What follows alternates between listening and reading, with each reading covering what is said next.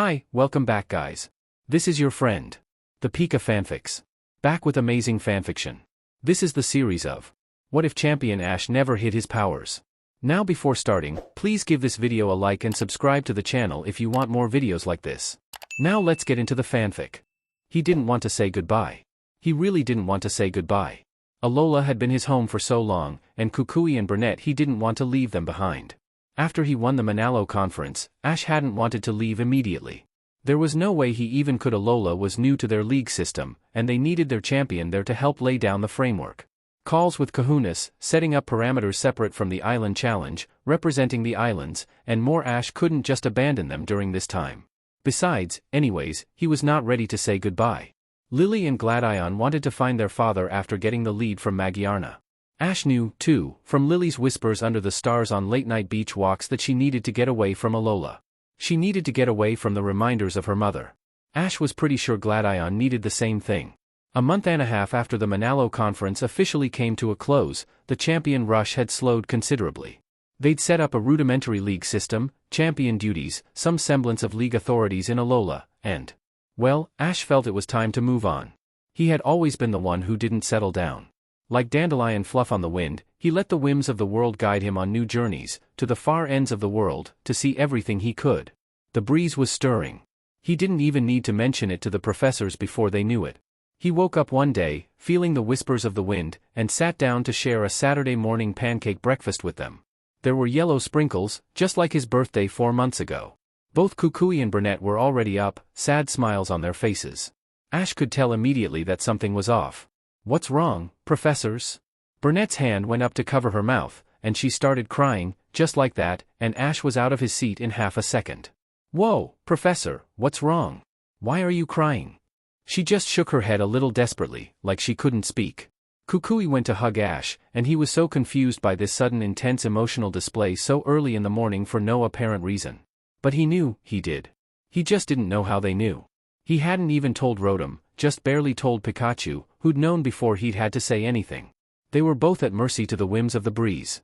"Keiki, I need you to know that we love you no matter what, and we will always be here for you, no matter what," came Kukui's low rumble of a voice, as Burnett's crying quieted and she put her arms around Ash too. "What's brought this on, you guys? What happened?" he pleaded, trying to get them to say something to explain this.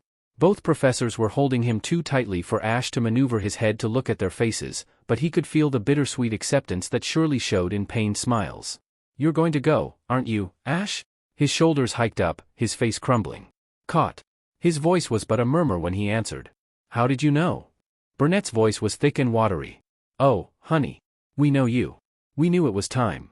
They both pushed him away, just far enough so they could see his face. Burnett held one shoulder, Kukui the other. "Promise me this, Ash. Promise me," Kukui said, his voice weighty, his eyes meeting Ash's the way he did when he absolutely needed Ash to listen, "that you will remember Alola. Manalo. You and I are living here together. Promise me that, wherever you go on your new journey, you will remember that here in Alola, we share everything together. The highs, and the lows." Burnett jumped in. "You try to shoulder the burden of the world's problems all on your own, Ash. Promise us that you will remember Manalo and you will share your highs and your lows with your new friends. And with us, if you want to. We are always here. Remember to ask for help. Because we will be there. And whoever your new friends are will be there too, because you have excellent taste in friends," he said with a wink. Ash sat there, speechless. He hadn't felt so seen and well, he certainly hadn't felt this seen since he started living here with his Alolan family. They had a special talent to always make him feel like this and catch him by surprise. Ash brought his hands up to his shoulders, one on Burnett's hand and one on Kukui's. He looked into each of their eyes, Kukui's first, and then Burnett's. "I promise." They exchanged sad smiles and hugged once more, long and hard. Ash cried a little bit. His flight was the next day, and on the jeep ride to the airport he looked out at the sands of his home, as tan blended into the churning blue of the ocean which blended into the purples and pinks of Alolan sunset. His hair whipped in the wind and he let it carry him to far-off lands. It was really hard to say goodbye. He didn't want to, but he couldn't stay here. He had to go on. His Pokémon had been heart-wrenching. Riolu was coming with him, but his Alolan Pokémon wanted to stay in the only home they'd ever known. His friends they threw a surprise Alolan goodbye party, which made him break out into tears, laughing at the hilarity of it all. Hugs and food and pinup juice and traded dreams. At the airport, The professors made him promise one more time to remember that they would always be there. And to visit, which he had every intention of doing. They hugged, tight, until he was suffocating. Burnett's hands ran through his hair and Kukui's hands were strong, big, and warm against his back. He couldn't believe he was leaving. The final boarding call resounded through the terminal. And he had to go. Ash tried to wipe at the tears overflowing from his eyes, but no matter how many times he shoved at them with the back of his hand they just kept coming. He sniffed, and laughed, and promised them that they were family and they would always be family. Alola, professors. Goodbye. I love you. His tears had finally stopped flowing by the time he got situated in his seat. He sat, Pikachu on his lap, and they looked into each other's eyes. Time for a new adventure, right, buddy? Ash had always liked looking out the window on flights. It reminded him the world was still out there, and this cold empty husk of a plane wasn't the only thing in the whole wide world.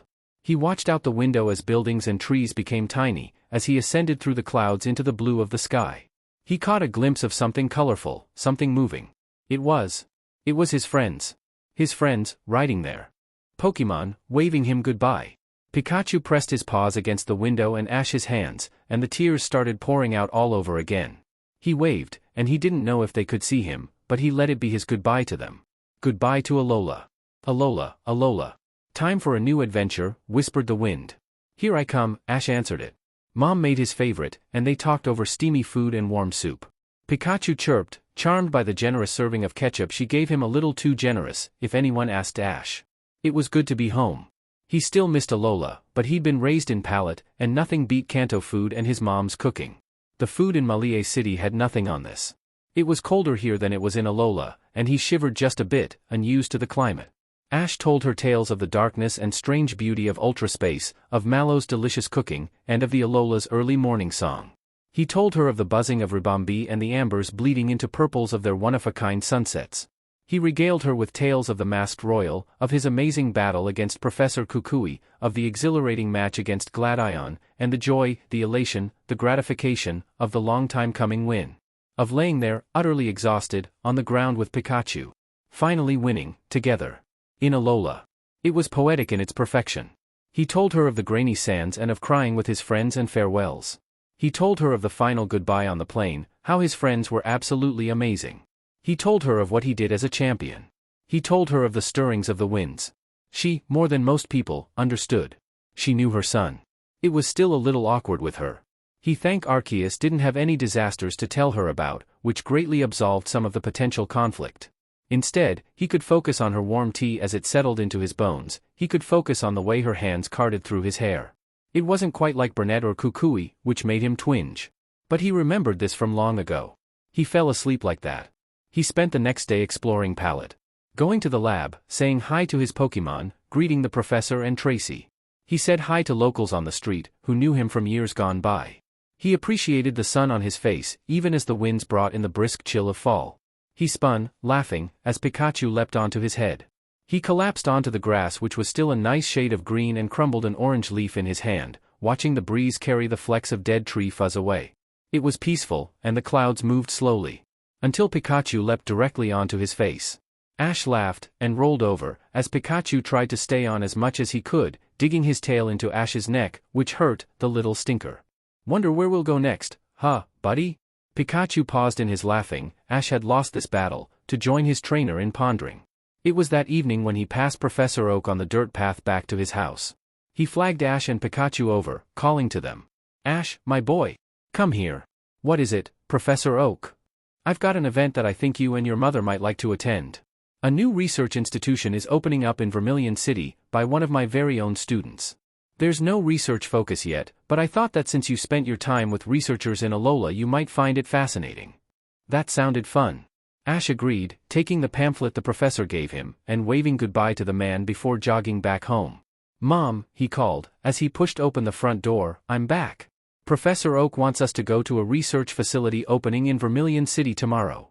Ash Ketchum, I am right here in the kitchen. You don't need to yell, mister. Ash, properly cowed, handed her the pamphlet as he walked in. The dinner that night was, of course, delicious again. The car ride to Vermillion took a couple hours, but it was sort of nice to roll the window down and let the wind run through his hair, even if it stung his cheeks just a bit. The lab looked very fancy and well-funded with spires and limestone structures. It differed much from Alola's architectural style. There was even a glass dome that held what looked like Pokémon inside, though it was mostly obscured by the rest of the building. The presentation was fun. It was something Ash had heard many a time about the wonders of Pokémon, living in the world, but it was exciting all the same. After all, Pokémon had so many mysteries, and no one knew it all. Turned out there was supposed to be a legendary sighting at the port momentarily. Lugia. He wanted to battle it. He hadn't seen a Lugia in a long time. Ash hadn't been to Vermillion in years. The few times he'd passed through, it had just been a city that he explored for the sights, the Poke Center, the gym, and then left.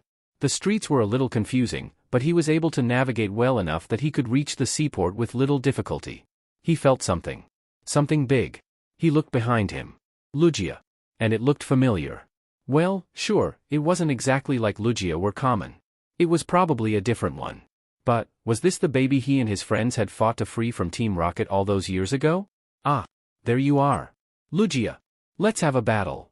Lugia regarded him with some sort of ponderance, its head tilting, before he wasn't exactly sure what it decided, possibly that it deemed him a worthy opponent, or it recognized him too, but, all the same, it was time to battle. Pikachu was already leaping off his shoulder, ready to let loose a thunderbolt, but it didn't even hit the legendary before it took flight. Ash, in a split-second decision, jumped on Lugia's back because why the hell not? And there was some other kid here too? He pulled them up, and then he was on Lugia's back, and it was peaceful. Wind blowing through his hair, salt on the back of his tongue, pristine blue as far as the eye could see. This felt familiar, but this time it wasn't the middle of the end of the world. It was a nice change. Lugia met his eyes, and they shared a look, and, yeah, Lugia definitely recognized him. He and the kid rode on Lugia together. Lugia showed them the skies, and the seas, and Ash was sure glad he'd taken the time in Alola to fall back in love with life, because this really brought that feeling home. Pokémon, flying, swimming, living together in their fragile, beautiful ecosystems. Yeah, this felt like the start to a new adventure. Lugia spoke. To something in him that made the core in his heart sing with it, Ash felt the song of the sea. Here we go. He heard well, not so much as heard Lugia say, because Lugia did not speak telepathically like the one back in Shamudi, but it did give him the feeling. It dived into the water, and they held their breath as the fish, in all their colors, swam through the murky blue of shallow water. The kid that was riding with him, he said, "I accept you as my friend," which made Ash laugh, because who said that? They'd barely even said anything to each other. But Ash supposed his friends were always the most eccentric, and he was too, so it worked out pretty great. After one final spin, Lugia deposited them in a vibrant field of wildflowers and gave them a whirling storm of petals and disappeared. Ash and the kid, he still didn't know his name, sat, in the silence, because what do you say after an experience like that? There was nothing to say, but they could sit together in this newfound bond, in the red and blue and orange and purple and yellow and pink of the wildflower field. Wasn't fate funny like that? The kid's name was Go, he found out. It took a long time to find the way back to Cerise laboratories, and by the end they were exhausted, dehydrated, and rather irritable. He met his mom and Professor Oak when they finally found it, and personally met Professor Cerise himself, who was amazed they met Lugia. Ash wanted to be a research fellow here. He wasn't even quite sure what that was, even after it was explained to him, but this was something entirely new and he would be with Go, too, who seemed pretty cool. Mom already knew he was going to stay here, somehow, and she asked Mimi to stay with him. Later that evening, Professor Cerise asked them more in detail about the whole Lugia thing. Ash was saying how cool it was, the water was so blue, and crisp, and all the Pokémon. And the wind, and Lugia. He offhandedly mentioned that he'd heard a voice from Lugia, and he meant it to be a passing thing, really. He mentioned this sort of stuff with Professor Kukui and he'd stopped reacting weirdly. But both of them, the professor and Go, latched onto it. It sort of shocked Ash, honestly. Heard a voice. Professor Cerise grabbed his shoulders, and he blushed, because it wasn't all that weird. Lugia had just been speaking from its heart. Nevertheless, though, he tried to explain it to them. No one had really asked about that stuff directly before, except for maybe Professor Kukui, and words were hard. It was, chills and shivers? Shocks down his spine? Cool, like wind chimes, like his hair in the salty sea breeze? Yeah, he lost them somewhere. Their reactions to that were even more overwhelming, and it was all just a little weird, so he just laughed awkwardly and brushed it off. Lugia was the much more exciting part. And they got to ride it. In a friendly situation. For fun. That night, in the bottom bunk, Ash had fought Go for the top and ultimately lost, which he was still bitter about, Ash stared up as he heard a small voice from above. "Hey, Ash? Yeah? Could you really hear a voice from Lugia? Oh no, not this again." "Sort of, but it's not that weird." "But yeah." There was a sigh, and he couldn't tell what Go was feeling. "Riding Lugia was pretty cool, huh? A fateful encounter with destiny." His voice grew louder with each word, and Ash liked his enthusiasm. "Yeah. Lugia's pretty cool." They were silent after that, and Ash's eyes didn't take long to close. His heart thrummed, next to Pikachu's, with excitement for the new journey ahead. Go was an interesting person. Ash didn't quite get him, not yet. He understood that he had a passion for Pokemon, but it wasn't like Ash. He didn't really want to become friends with them, he just wanted to watch. He was kind of weird. Professor Cerise sent them out on a mission about some Bulbasaur and Ivysaur causing trouble in the city. They were exhibiting strange behaviors. They stumbled across an Ivysaur that looked like it needed help getting up a wall. Of course, Ash was going to help. But Go got all mad at him, all of a sudden, and Ash didn't know why. His research partner's face swelled pink. "You can't just go around trying to fix anything and everything." Ash tensed, immediately, nostrils flaring. Go continued like he didn't notice. "You'll keep it from learning to help itself. When a human helps a Pokemon because they feel sorry for it, that's their emotions talking." Now, Ash and Go had been getting along pretty well to this point. Go was weird, Ash knew this. He probably just needed to learn more about Pokemon after all. How could you really know about them if you didn't even work with them? But it still rubbed Ash the wrong way. You can't go around trying to fix anything and everything. It had always worked for Ash before. Except for the burns, and the bruises, and Brock's voice came to mind, advising him against Charmeleon and Charizard when he wouldn't listen, or with Chimchar, or... It had always worked for Ash before. And besides, if he could help, then he was going to help. If he could save others, then he would do so. What was wrong with his emotions talking? After he helped the Ivysaur, Go turned away from him, muttering, "I thought that you were actually gonna be my friend. I thought you'd be different." Ash probably wasn't supposed to hear it, but he did anyway. "Yeah? Well, who said I was even your friend anyway? I certainly didn't." Go scoffed at him, and Ash scowled, and he didn't even want to try and figure out why he was so mad in the first place. They still had the mission, though, and they were going the same way. They just refused to talk. It was here, where Ash and Go both walked, crossing their arms, turned away from each other, that Ash realized why. The reason he was so upset was that Go's words had played on some deep insecurity, something he'd always been told, ever since he started his journey, that he trained Pokemon wrong. That he was too soft, too emotional. Pokemon should be partners or tools, not friends, which was so wrong. Not that this self-awareness was going to be enough to make him swallow his pride. Ash kept forgetting that he was supposed to be mad at Go, and he could see Pikachu's not his disappointment in him, but fond resignation, because Ash had to admit that this sort of thing happened a lot when he met new friends. And just like those other times, it was nothing a little adventure couldn't fix, and climbing the tower proved more than enough to help them get over their differences. As the moldy old wood crumbled every couple steps, and both of them fell more than once, only being saved by the other, they completely forgot they were still supposed to be at odds. They finally got up to the top, and it was beautiful. Ivysaur and Bulbasaur laid there, emitting a sweet aroma, just absorbing the sunlight. It was late afternoon, and golden hour had started to let loose its rain of gold dewdrops, splashing sunlight puddles onto the stone of the tower. The Pokemon emitted soft sighs. "What are they doing?" Ash pondered, but Go just shook his head. It was peaceful until suddenly there was a crash, and Ash knew exactly what was happening before he even lifted his head. He crossed his arms a little impatiently, drumming his fingers against them. But hey, Team Rocket brought back the old motto. They fought, like usual, and Ash was a little distracted, but he couldn't help but feel a bit amused when Go was confused by hearing James calling him "Dear Twerp." Ah, yes, he had conveniently forgotten to tell his new friend that Team Rocket had been stalking him for the past 7 years. That did feel like a bit of an important detail. Team Rocket was shooting them with charged-up hyper beams, though, and Ash wasn't going to risk his friend's human or Pokemon getting hurt in the process. He'd long since gotten over his fear of that pesky but powerful move, and he stepped in front of it with his best buddy Pikachu, of course. He spread his arms to make himself as big a shield as possible. There was something in the trio's eyes, something familiar, long-suffering, and resigned.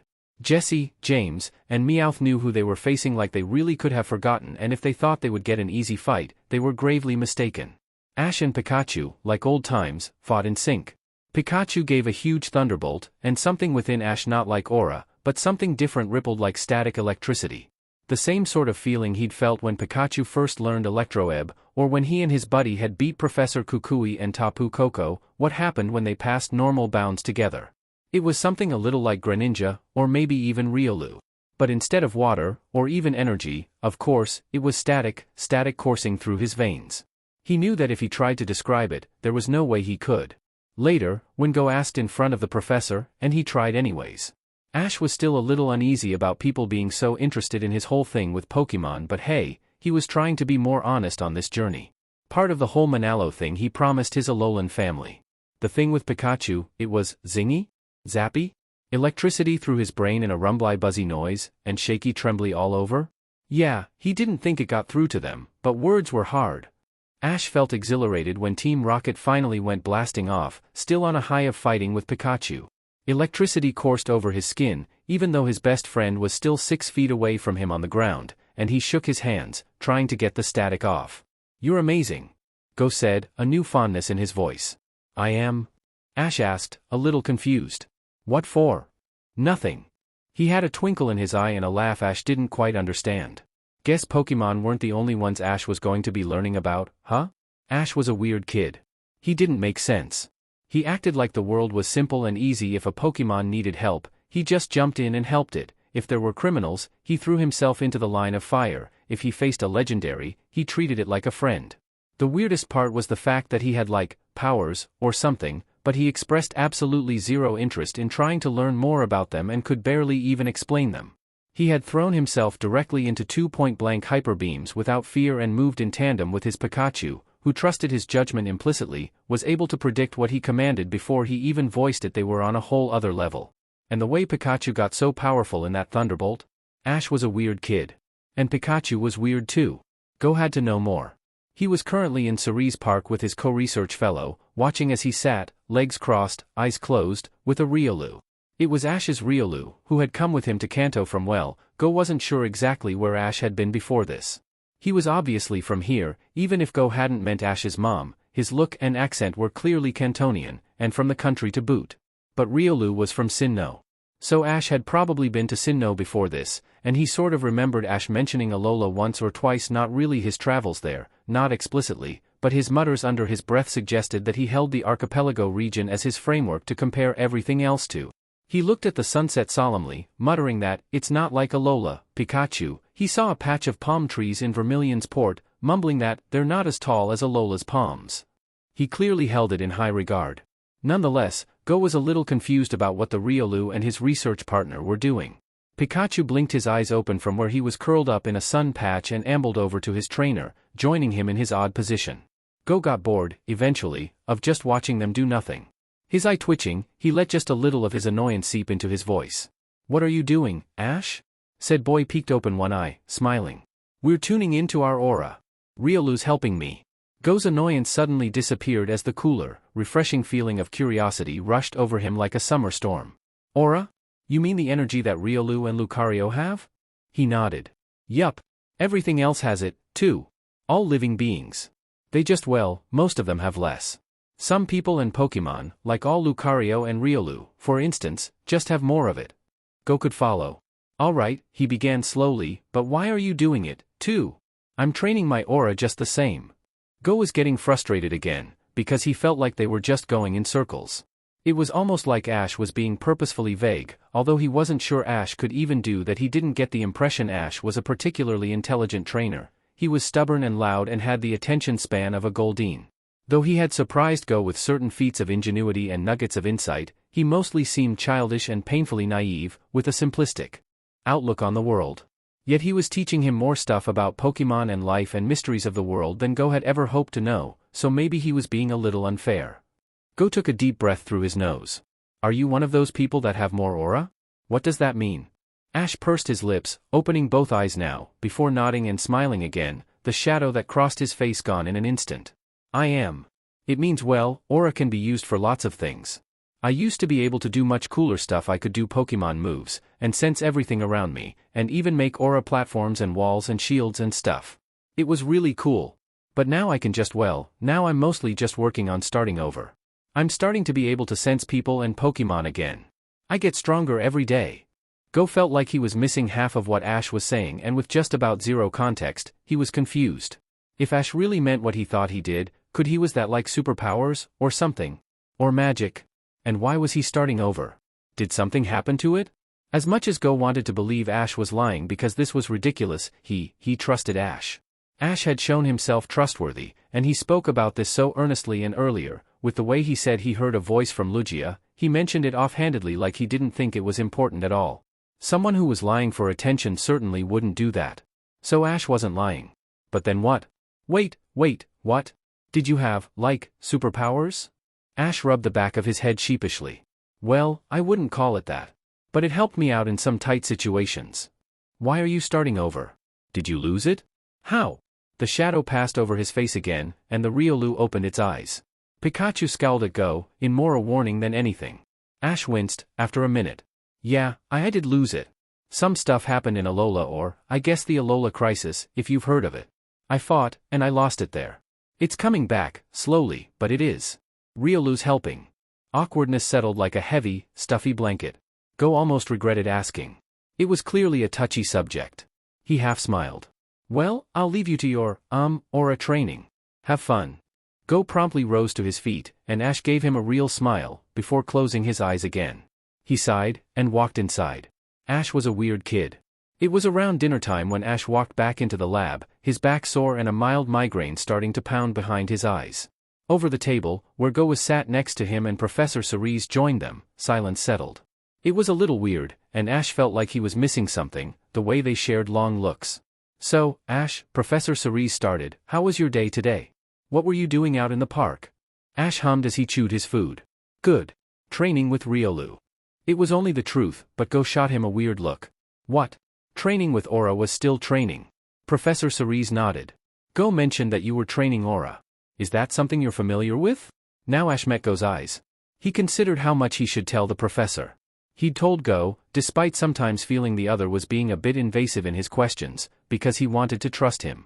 He wanted to share. I sure am. Why re you a skin, Professor? Oh, Ash, I just thought it fascinating. I've never met someone who's used Aura before.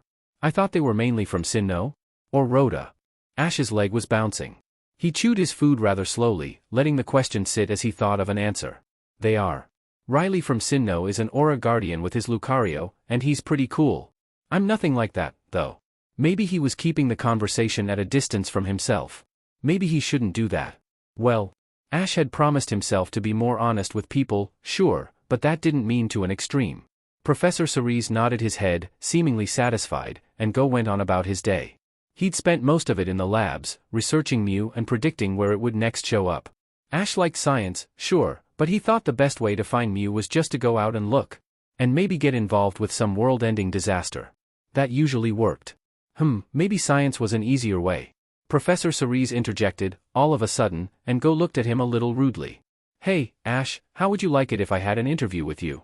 Just to find out more about your experiences. You are our resident expert on Pokemon training, after all, with extensive experience in the field. And I'd love to find out more about some of your special interactions with Pokemon.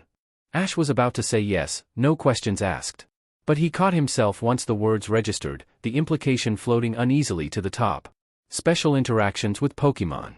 The conversation about Aura had brought this on, hadn't it? How was he supposed to explain to the professor that he really was not that interested in finding out more about it through scientific discussion? But maybe this was the way he could prove to himself that he really was going to be more honest with people here. Sure, Professor Cerise. The man smiled, and the meal was finished soon after. It would be perfectly fine, wouldn't it? Come in, take a seat. Make yourself at home. Professor Cerise ushered Ash into his office, and the boy looked a little out of place in the room. He hadn't been in here yet, after all, and he looked uncomfortable as he sat on his hands in the seat opposite the professor's desk. His leg was bouncing, and his shoulder was absent of the Pikachu that always taxied on it. Hi, Professor. His voice was smaller than usual. Cerise sat in his own chair, opening his laptop to a notes document. There were some brief questions written down, which he'd done at 2 in the morning, but it was mostly blank. Ash looked up at him like a deerling in the headlights, and he sighed. He moved his computer to the side and made eye contact with the nervous boy. Ash, listen. You're not in trouble, and this is just me. This isn't serious, it's just a casual conversation. You don't need to be nervous. Just pretend we're talking over the dinner table, all right? Ash bit his lip, met his eyes and nodded. His leg still bounced, but he moved his hands to his lap, and he looked more relaxed by the time Cerise moved his computer back so he could type on it. Okay then. Let's get started.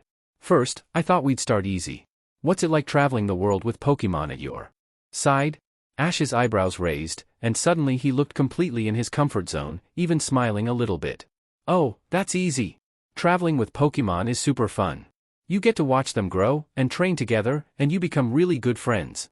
We've seen so many cool things together, battles, pretty sights, tough times, crazy adventures, and we always come out stronger than ever. It's like, well, with Pikachu, when we were in Alola, we were battling someone, and I told him to use Electro Ball, but all of a sudden it sparked and exploded into an Electro-Ebb. It was big and yellow and zappy. And it was like a shield, and it protected him, so he could zoom in for a win. It's great, and traveling with my Pokemon's always like that. Cerise had to smile. He was so passionate, and despite some of his less-than-scientific terms, zappy, for instance, which was not even a word, Cerise could understand what he meant perfectly. That's great to hear, Ash. Now, you mentioned feeling zappy with Pikachu once before. After you and Go came back from that study mission on the behavior of the Bulbasaur evolution line, you explained to us that when you battled with Pikachu, you both became supercharged and Pikachu surpassed normal bounds with his Thunderbolt attack. Could you explain a little more about that? Ash's excitement suddenly quieted. He didn't seem uncomfortable, so much as confused, and he looked up absently, as though he was choosing his words carefully. Finally, he sighed. It's pretty hard to explain. Pikachu and I are really close, yeah? We know lots of stuff about each other, and sometimes in battle we just connect. It's a little like what happens with my Greninja. I don't think you know about that, but Professor Sycamore called it the bond phenomenon, or something. It's not really the same, because Pikachu and Greninja are different, but with Greninja, when we battled our hearts became one and we were in sync. He changed, almost like a mega evolution with no stone, and I could be him, help him battle, and I felt his pain. With Pikachu he doesn't change, but I do feel like our hearts are connected by like zingy strings of electricity. Yeah. We're like on the same wire, and we work together, and that gives him a power-up because we believe in each other. Cerise fervently typed into the notes document, trying to explain what Ash was saying, not that it was easy. How could he write zingy strings of electricity and believing in each other as causes for a Pokemon receiving a boost to their normal offensive abilities? He paused for a moment before settling on experiences empathetic connection with Pokemon. Pokemon's belief in trainers' personal support motivates it to overachieve. It didn't seem quite right, because Cerise actually did believe that there was something more than emotional connection going on here. There was something odd about Ash. Cerise had heard about the bond phenomenon. Professor Sycamore had mentioned it, rather proud of his discovery, but he had never mentioned the trainer's name, for the sake of anonymity. If Ash was the one with the bond phenomenon, and he was also experiencing this? He continued, writing, bond phenomenon-like connection to Pokemon. Strong bonds possibly create energy and connection between trainer and Pokemon. Both experience what should not be possible between them. Requires further study. Cerise did not want to treat Ash like a test subject, and he wasn't. He probably wouldn't even do anything with this information. Thank you, Ash, you're being very helpful. Now, I have one more question. I understand if this may make you uncomfortable. If you do not want to answer, you can decline. Ash nodded. On the day you become a research fellow here, you and Go met on the back of a Lugia. You spoke of it in rather familiar terms, and legendaries in general. You also mentioned that you heard a voice. Can you explain that a little more, and have you met any other powerful Pokemon? Ash's eyes widened, and his shoulders hiked up. He took a breath, and they fell once more. Yeah. I really don't know how to explain the whole thing with Lugia. It wasn't like a telepathic voice. Some other Pokemon can do that, like one Slowking I met, and a Lucario, but this wasn't like that. This Lugia just sort of transmitted its feelings really strongly to me? Most Pokemon can do that, but it's usually not that strong or directed specifically to me. Here it was almost like a song, like Lugia's song. It was just a feeling. It felt like cold water, but like pretty fish under the clear water when sun shines through? Like wind chimes? It's really hard to explain if you haven't felt it, Professor. I think that's the best I can do. But with powerful Pokemon? I mean, I've met this Lugia before, when he was just a baby. Team Rocket was trying to steal him, but me and my friends helped saved him. And I also met a Lugia one who could actually use telepathy to talk before that. And I've met some other legendaries before. Ash paused to think, which was strange because Professor Cerise would think that meetings with legendaries would be pretty important and easily recalled memories. When another second passed, he almost wondered if Ash was selectively choosing what to share, which was even stranger. In Alola my friends and I raised this new Pokemon who we named Nebby. It was really cute, like a cloud, and it loved star candy. But then we found out that it was actually Solgaleo, just as a baby. And in Alola I also met Tapu Koko and battled it.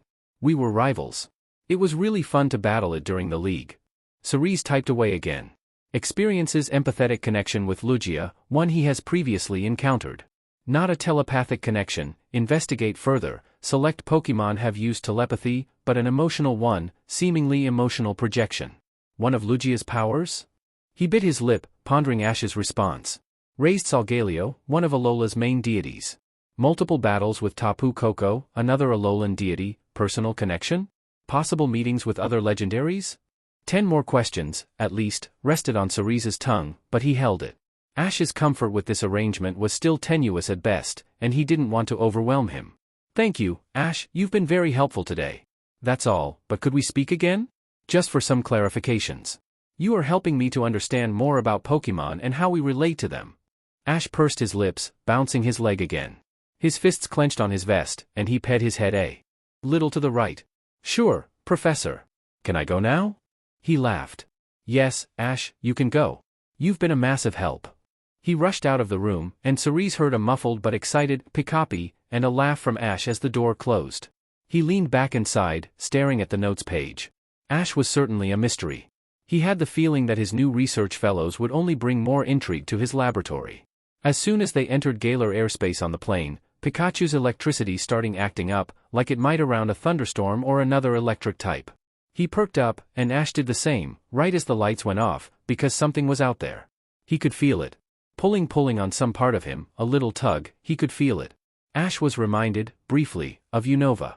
The minute he arrived, Zekrom had come and messed up Pikachu's electricity, and well, Iris and Syllan hadn't believed him when he said it. It's why he'd remained pretty tight-lipped about legendary sheet in Kalos. Why it had been so hard to tell Professor Kukui. He wondered, if the same thing had happened with Go, if he'd have told him about it. He probably wouldn't have, but he promised himself to try and be more honest here, because it was so easy to slip into the not telling anyone anything that didn't feel important thing. Apparently, as he'd found out, a lot of things he thought were not important actually were. So he promised himself to tell people stuff. He still had not told Go he was the champion of Alola. Champion of Alola, well, it wasn't like he was actively hiding it, it just hadn't come up, or he hadn't really thought of it, or he was making excuses. But it was true. Ash would tell Go. When it came up naturally in conversation. It wasn't like he could just waltz up to his friend now after like a week and a half and say, "Oh, by the way, I'm the champion of Alola. Didn't mention it, till now, 'cause I didn't think it was important. But, anyway. Should I mention I also won the Orange League? Yeah, that wouldn't go over well. Galar had some really amazing treats. They were tiny and sweet and tasted just a little like Castella, but they were flaky and dry and fluffy. Food was enough for this region to be in his good books, for sure. Besides that, though, after the whole Scorbunny incident, which eventually ended in Go catching the little guy, the wilds area was so cool. Red energy particles roamed through the air like Z-energy, glowing, floating, and then the Snorlax grew huge enough to be a mountain. Galar was crazy. Ash and Go had to climb the Snorlax quick, though, if they were going to save the train and all the people in it. Ash felt himself slipping into that old gotta fix everything savior complex kinda thing, which he'd been trying not to do as much, but hey, people were in danger, and they would work together to do everything in their power to save them. It required agility. Ash had gotten a bit lazy on practicing, what with the whole research fellow rather than gym badge chasing thing, but he and Go worked together. Working in tandem, Pikachu trusting his orders blindly despite barely a word or two out of his mouth, they saved everyone. Barely. But they did, and they got to see a Dynamaxed Pokemon to boot. Ash liked this whole research fellow thing, he did, and he liked to be able to travel anywhere. But he did miss traveling by foot, a lot, even though he'd be way out of shape to do it. More than anything, though, Ash missed Alola, Professor Kukui, Professor Burnett, his Pokemon, his friends, Tapu Koko, Solgaleo? He should visit soon. They'd gone to Galar one day early to explore the wilds area, but the next day was a world championship battle between two of the strongest trainers in the world. Ash was so hyped. Go was less so, but that was okay, because he was excited to catch some Galar Pokemon. Ash was happy that Go had found a goal other than just having Mew as his first Pokemon. Now, while he still wanted to catch the legendary, which bothered Ash just a bit, but Go was already learning how to treat Pokemon as more than just tools or lesser creatures, and he would only improve. He had more achievable milestones. They sat and watched the match, which was high energy and high stakes. Lance, of course, with that ever-present red Gyarados, which Ash still remembered him catching, and the champion of Galar, a flamboyant purple-haired man named Leon, and his Charizard. Adrenaline coursed through Ash's veins, and it reminded him of watching these types of battles on TV when he was young. He was going to battle Leon. Explosion after explosion, firework after firework, heat on his face from Charizard's attacks and spray from Gyarados. Lance lost, but he seemed okay with it. Ash gave a silent prayer to the legendary of the day that he wouldn't get a late-night call, Lance grousing to him. It had happened a couple times. When Lance was in a particularly bad mood, he would complain to his secondary champion about whatever had got the beadrill in his bonnet. The first time Ash had been there, trying to talk him through it, but by the third time it was annoying as hell, because Lance could really be a beach when he wanted to. Ash wondered, briefly, if he should let Lance know he was there. If he somehow found out Ash had attended and hadn't told him, he was certain to get that call, and a call to Delia to boot, complaining that he didn't care enough about Lance to say hi. He still was not over the fact that Ash had spent the summer with Cynthia. But then the whole thing with the Gigantamax Dreadnought happened, and wait, what was the difference between Dynamax and Gigantamax again? It was so confusing, and they had to get the carnage away from the people. Ash and Go ran, trying to direct as many people as they could to safety, but it was hard. Lots of people still thought of him as a kid, which was annoying, because he wasn't, at least not legally, not in the inexperienced immature liability rather than an asset kind of way. He didn't care if he looked younger, if different regions had different ages of adulthood for trainers. He was still an adult and he should be treated as one. Plus, even if he wasn't, he certainly had enough experience under his belt to act like one. Red energy flowed out of the cracked ground in something a bit like Kalos, which he ignored, and Pikachu grew. Bigger than he'd ever seen, and Ash felt genuinely scared. Pikachu was clumsy on his new gigantic feet and the quick attack was not quick or an attack. But he got a hang of it pretty quickly, even if it was clearly awkward, and then Leon called for Ash to use Gmax Volt Crash. Lightning came down from the sky and crashed into the Dreadnought, who became small again. Pikachu downsized, too, and the little buddy was exhausted. Leon was there, and Ash's eyes sparkled, excited to meet a new champion, an unbeatable one, too. Leon seemed fascinated by the fact that Pikachu could Gigantamax without a band and without going in his ball, and Ash smiled. His best buddy was just awesome like that. He challenged Champion Leon to a battle, and Go looked embarrassed on his behalf, but Leon didn't have the chance to answer when they got interrupted. Ash tried to hide his disappointment, chewing on the inside of his cheek, and waved goodbye. The next day, though, Ash was choking on a scone, and didn't exactly have the mental faculties to realize that there was a new voice and that the person who handed him water came from the opposite side of Go until he opened his eyes, and it was Leon again, who challenged him to a battle. The battle was awesome. Leon gave him a Dynamax band and Pikachu, of course, could not go in his ball, but another way presented itself easily. Pikachu was big again, but Leon's Charizard was like a brick wall, impossible to shake or overpower. He volleyed electric attack after electric attack, but this method of battling was still completely foreign to him, and it was a challenge to move around. It reminded Ash of when his Turtwig evolved when he was used to being small and fast, and he had to adapt to being big and practically immovable. In the end, Pikachu was defeated, but Ash wasn't battling to win. He was battling for fun, and fun he had, and Leon let him keep the band.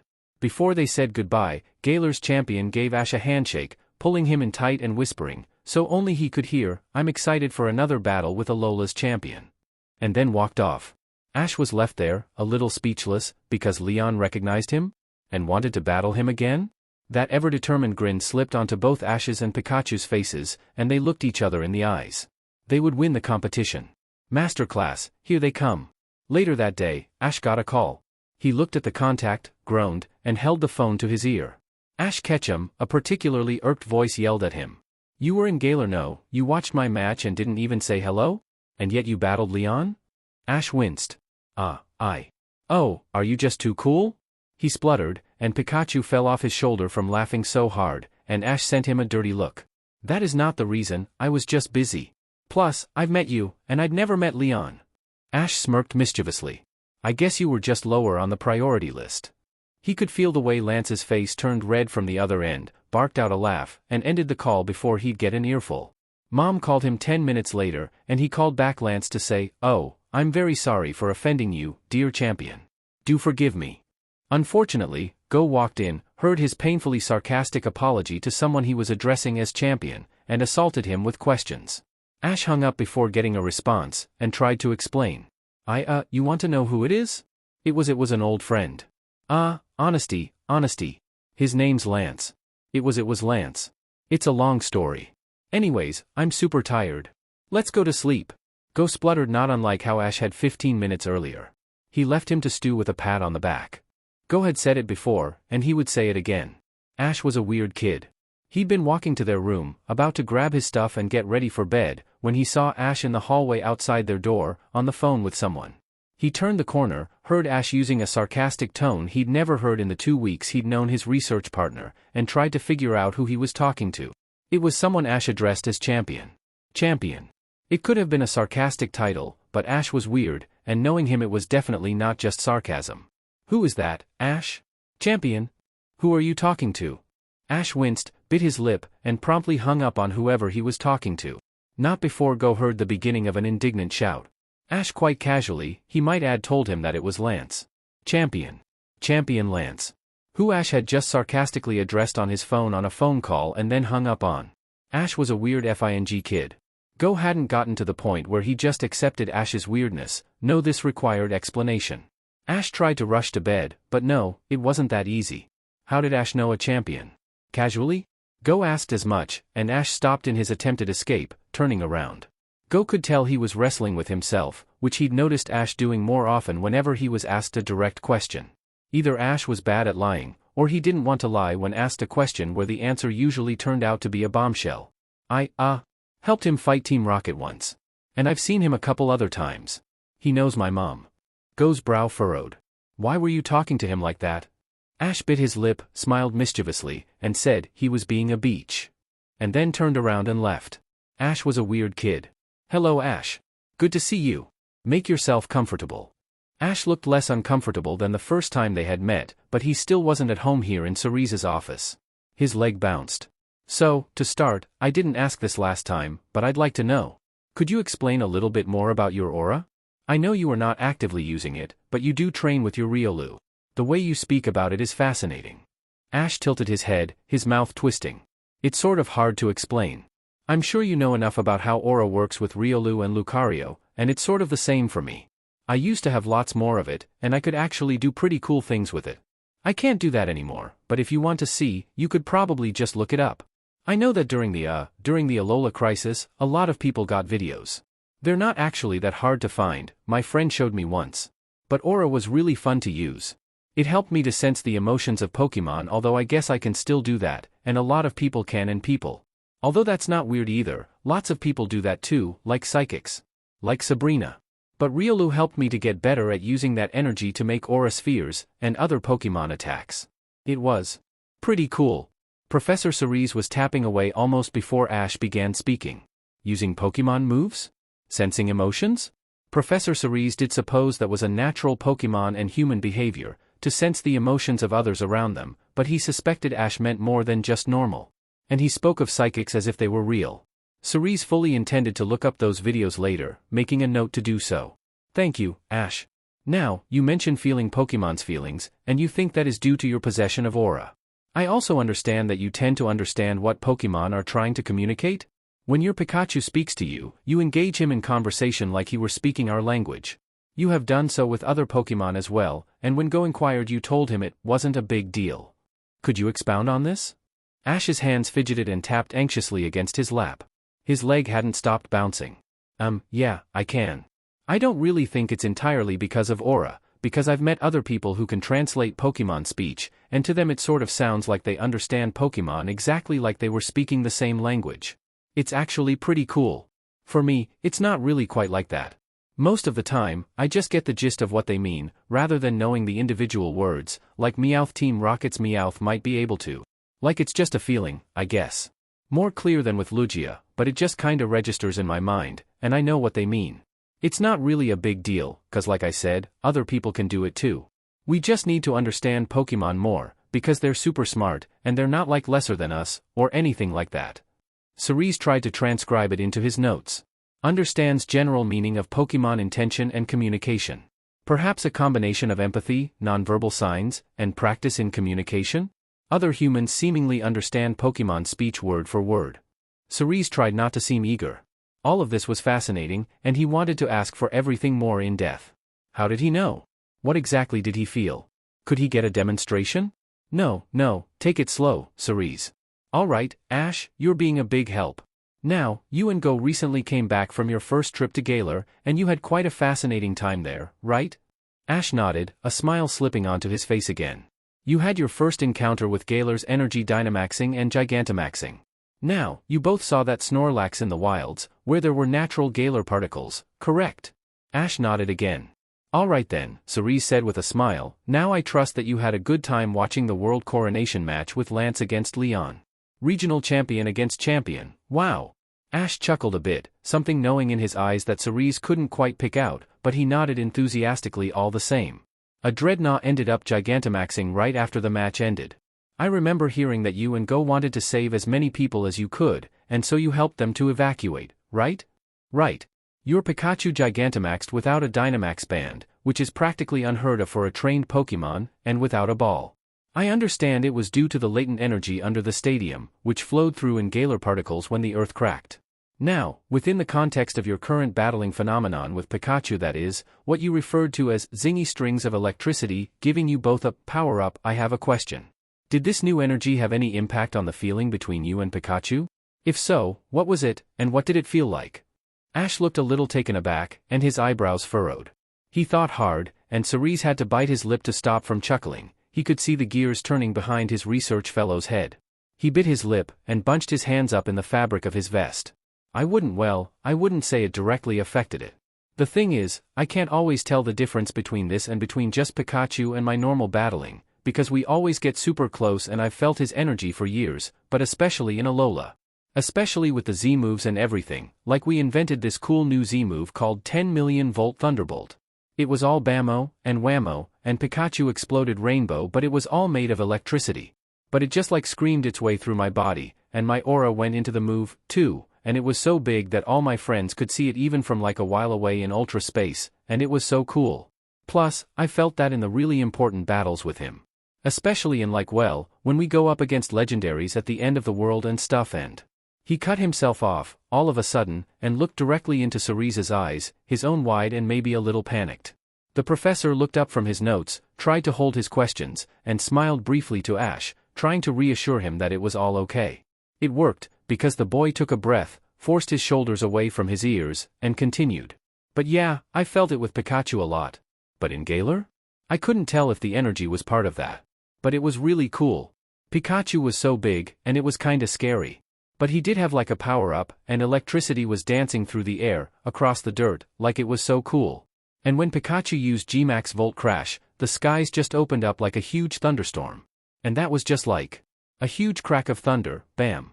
And it just launched onto the Dreadnought and then it was small again, but it was just huge. That sort of thing happened in Alola too, when Pikachu and I were fighting I guess during Crisis, but it happened without Gmax energy. So I guess for your question, I'm not really sure if it affected our whole thing together or not, but it certainly was a new thing for Pikachu and me and it was really cool. It was even cooler when we battled Leon, too. He was smiling again, and looked relaxed. Cerise avidly typed away, trying to log everything Ash was saying.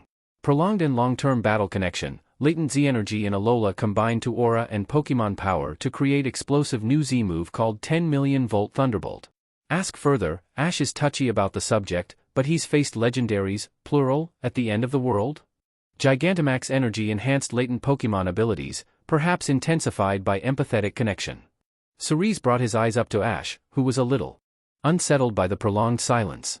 He'd gotten up, absent-mindedly looking around the room. The bookshelves, his picture of Chloe and him smiling at the beach. That was taken 2 years ago. It was one of his favorite memories. Ash? Cerise called, and the boy whipped his head around, letting go of the book he had in his hand, almost dropping it. Yeah, Professor? I think that's all for today. You've been a great help. Oh. Okay. Thanks. Bye. He hurried out of the room and with a wave and a smile he was gone. The minute Ash closed the door, Cerise pulled up a browser and searched up Ash Ketchum Alola Crisis. Articles were the first thing that were pulled up, and Cerise clicked into the top one. Months before becoming Alola's champion. Wait a minute, Ash Ketchum was Alola's champion? And Cerise didn't know about it, despite it being a simple internet search away? Ash Ketchum led the Ultra Guardians along with local professors Kukui and Burnett to protect the peoples of Alola against domestic terrorist attack led by former Ether President Lysandre. Nihilego, a type of Ultra Beast, rained down on the islands, causing destruction in their wake. The article continued, which Cerise vowed to read later.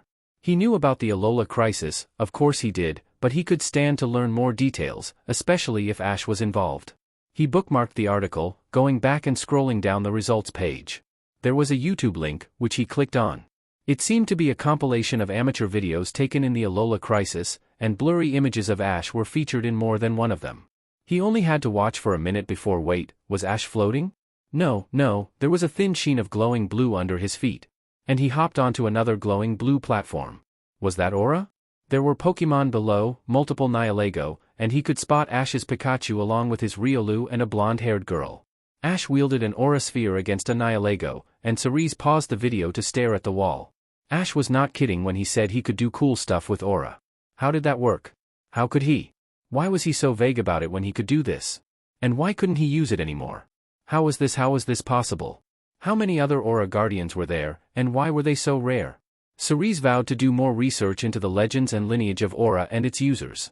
It was fascinating. He was very aware that this was not his research focus, but he didn't have a research focus yet other than Pokemon, which was incredibly broad.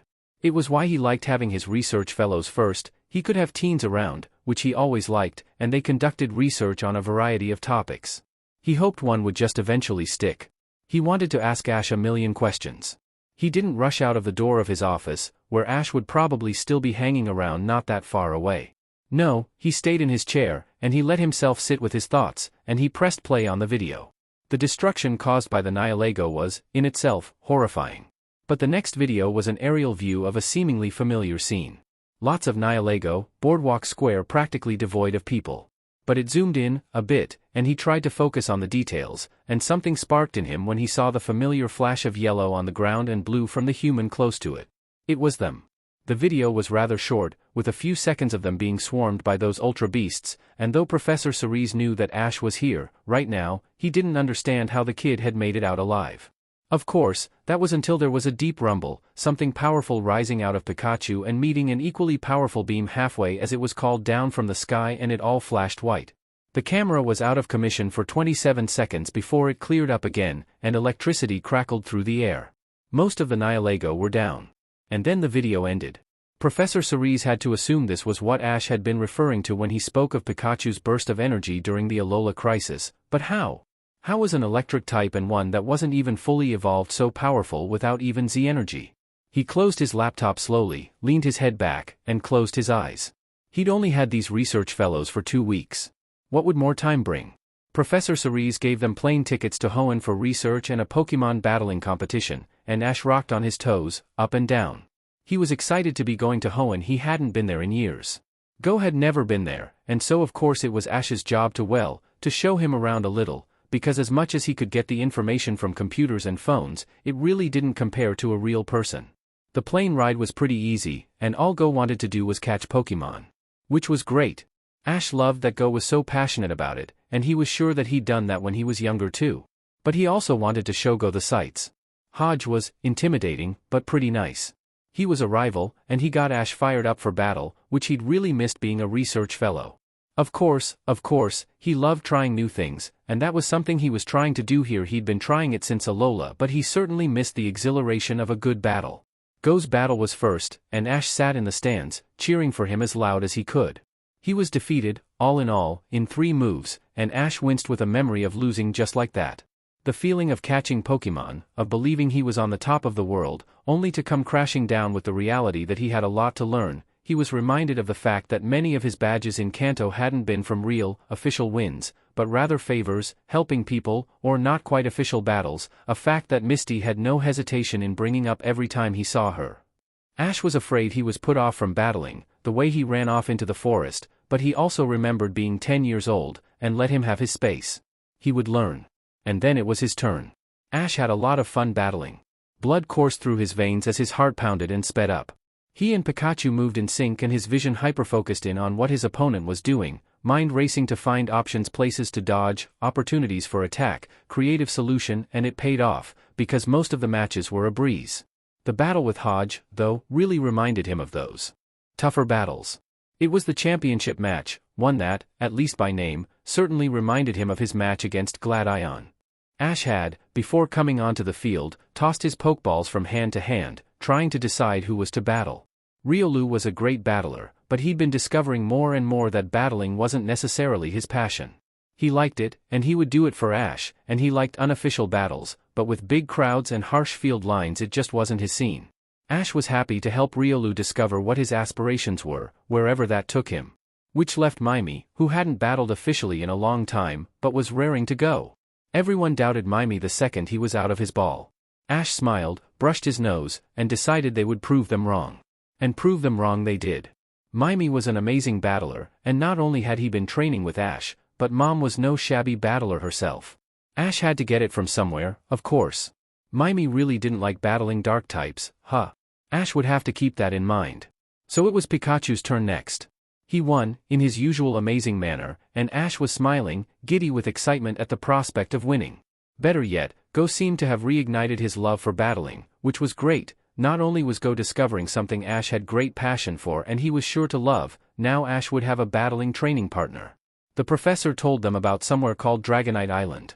No one had ever found it, but there were Dragonite sightings all circulating around one place in the ocean, which Go pointed out, and they were instructed to investigate and gather what data they could. They saw a dugong, which Go was using all his Pokeballs on. Ash would have loved to help him, but knowing Go, and knowing how he was when he first started off on his journey, it would probably not be appreciated. He finally got the dugong, and they rode it through the choppy ocean. The way to Dragonite Island was cool. The water was ice cold, splashing on their legs, and Ash had to fight to keep from shivering. His knuckles hurt from grabbing tight to Go's shirt, and lightning crackled down from the sky in great peals of thunder. White light arced through the dark clouds, with a telltale rumble of static in the air, the hairs on the back of Ash's neck rising not in apprehension but from the latent electricity. It only took a second before he realized what that meant, but it was a second too late. Pikachu was the best, Ash was reminded yet again, because his buddy's quick thinking in refuting that lightning strike probably saved their lives, even if it knocked them into the churning sea. Hey, better cold and wet than cold and wet and dead, right? He caught the briefest glance of some Dragonite before everything went black. He was less concerned about this than he should be, and then when he woke up, something he hadn't expected to do, those same Dragonite were prodding at his face with their snouts. It felt a little funny, but that was overshadowed by the surprise because they were here. This was Dragonite Island. Also the fact that they were alive. The Dragonite and Dragonair were very accommodating. The wildlife was untouched by humans. The Dragonair bumped their bells together in a beautiful airborne dance, and the two research fellows marveled at it all. The whole island was really cool, but Ash felt bad for the one Dragonair who couldn't fly. It tried and tried again with no luck. Well, the next step was obvious: training. Go seemed sort of surprised and weirded out with the way Ash jumped onto the Electroebb like a trampoline because sure, it wasn't a normal way to do things, but Pikachu had done it before. Or maybe, like Kukui had been, he was a little concerned with the way Ash used Pokemon moves on himself, but he'd been doing this for a long time and it always worked out. And, in the end, it did work. Dragonair used Dragon Dance to fly, for which she seemed very happy, and then they went out into the sea to answer an almost impossible to hear cry for help. Team Rocket? Of course. The Wylord was in bad taste, Ash thought, for the trio to use. Yes, it was a water Pokemon, but Splash? It hit them just as much as it hit Ash and Go, because that was how water worked, and it got them into danger. Again. Now, Ash didn't mind falling nearly as much as he had in the past, but it still wasn't a pleasant experience, especially when he was heading straight for a giant whale Pokemon in the middle of a whirlpool. Also, he was not particularly keen on taking another headfirst plunge into liquid ice. He was bracing himself for impact when he opened his eyes in reaction to a faint blue glow. Dragonair was evolving.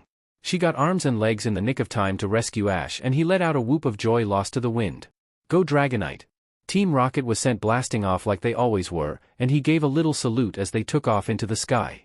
Pikachu gave a cheerful goodbye, which made Ash laugh, because he'd never heard anyone other than his buddy be so happy to send someone to what would probably be oblivion for anyone other than the trio.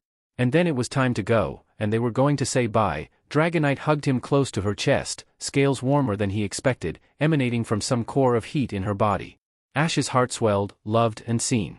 Her intentions were pretty clear, but Ash always wanted to check to make sure. You want to come with me?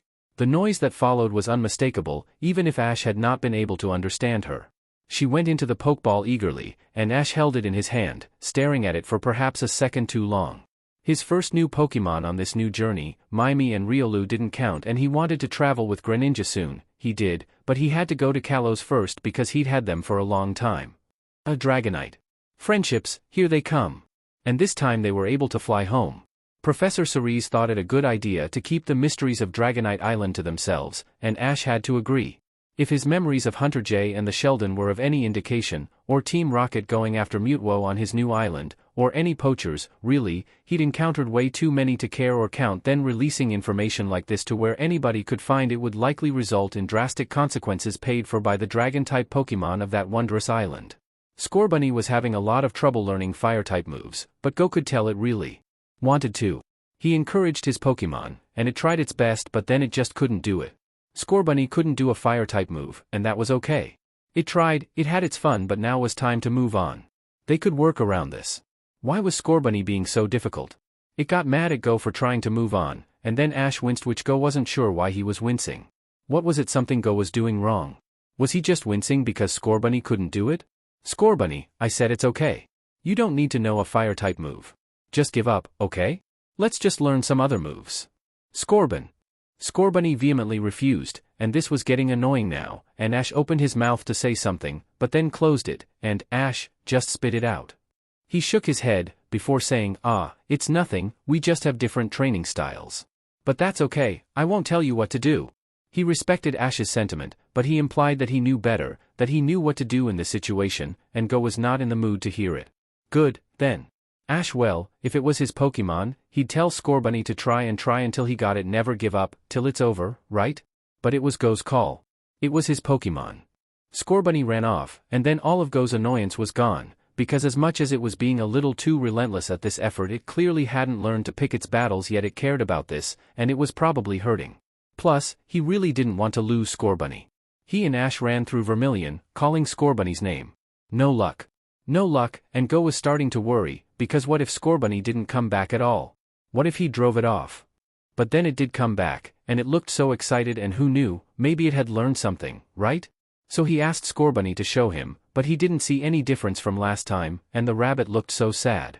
Go leaned down close, so he could look in its eyes, kindly, gently. He wished someone had done this for him when he was younger and alone, desperate to prove himself to someone. He'd always said he didn't want friends, didn't need them, and he believed that to be true up until he met Ash, and then everything changed. If this was what having a friend felt like, then well, maybe his younger self would have been a little happier if he did have one. It's just not enough, Scorbunny, I'm sorry. Your Fire-type moves aren't enough. How about we come back home and work on some other moves, okay? But Scorbunny refused, and his annoyance was starting to stoke again, hot and fiery. He turned it down to a simmer, but it flared for an entirely different reason when Team Rocket swung in, and not these guys again. Had Ash really been dealing with this since he was 10? The battle went awfully. Even though Go wasn't that great at battling yet, he could tell that this was not good, even for him. Scorbunny ran off again. Go didn't try to go after it, because if that was how it was going to be, then fine. All his other potential friends had been scared off, except for Chloe, who wasn't really a friend, and Ash, who was weird and ridiculously loyal, so why should this be any different, then? Ash was doing that thing again, where he really wanted to say something but he wasn't saying it, and Go looked at him with a deadpan look on his face. He whitened, and took a breath before saying, I could tell that you and Scorbunny weren't in sync during the battle. Go sighed. It was true. He just didn't know why all of this had gone to shit. What was he doing wrong? And why didn't Scorbunny know when to give it a rest? They searched for Scorbunny, the two of them together, and this time they saw it practicing the move again. It kept kicking the rock, and it kept not working, before suddenly Scorbunny ran around, leaving black footprints in its wake. It tried once more, and this time it worked, and Go suddenly remembered the Pokédex entry. Special, heat-sensitive pads on the bottoms of its feet. Scorbunny were different from other fire types, weren't they? They didn't have a lot of latent fire in their body, the same way a Charmander might. No, their fire came from friction. All that running around? It generated heat on Scorbunny's pads. Team Rocket came back for a second round. Man, they really were persistent, and Go was ready to fight with Scorbunny once again. Scorbunny, his Pokemon looked back at him. I'm sorry I discouraged you. But now you've gotta trust me, 'kay? Scorbunny. Meowth was laughing at Scorbunny, which was stupid because he had no idea what was coming. Scorbunny. Run around lots. Get your feet hot. Scorbunny listened, sprinting around the battleground. When it started to leave black footprints, Go smiled. Use Ember. In your own way. Scorbunny. It was suddenly encased in blue light, and Go felt a little exhilarated, because his first Pokémon was going to evolve. Raboot absolutely decimated Team Rocket, and Go laughed for the first time today. Go, Raboot. You were amazing. It didn't high-five him back, though. It stuck its paws into pouches resembling the pocket of a hoodie and turned away. Go was left hanging and disappointed. Was it still mad at him? Hadn't he apologized? It was painfully aloof and cold. What was wrong? Ash cringed in sympathy as he watched Go's disappointment. He'd tried yet again to get a reaction out of Raboot as he fed him breakfast with no luck. It had been 2 days since Scorbunny evolved into a Raboot, and he'd since turned aloof and cold, a complete 180 in personality. Ash was reminded of Vermillion. He was distracted, though, as Gengar suddenly came back. Both Ash and Go were excited to try and catch it, but all it did was cause mischief. Levitate Pikachu, launch stuff at them, but when Ash yelled that it stop, it did.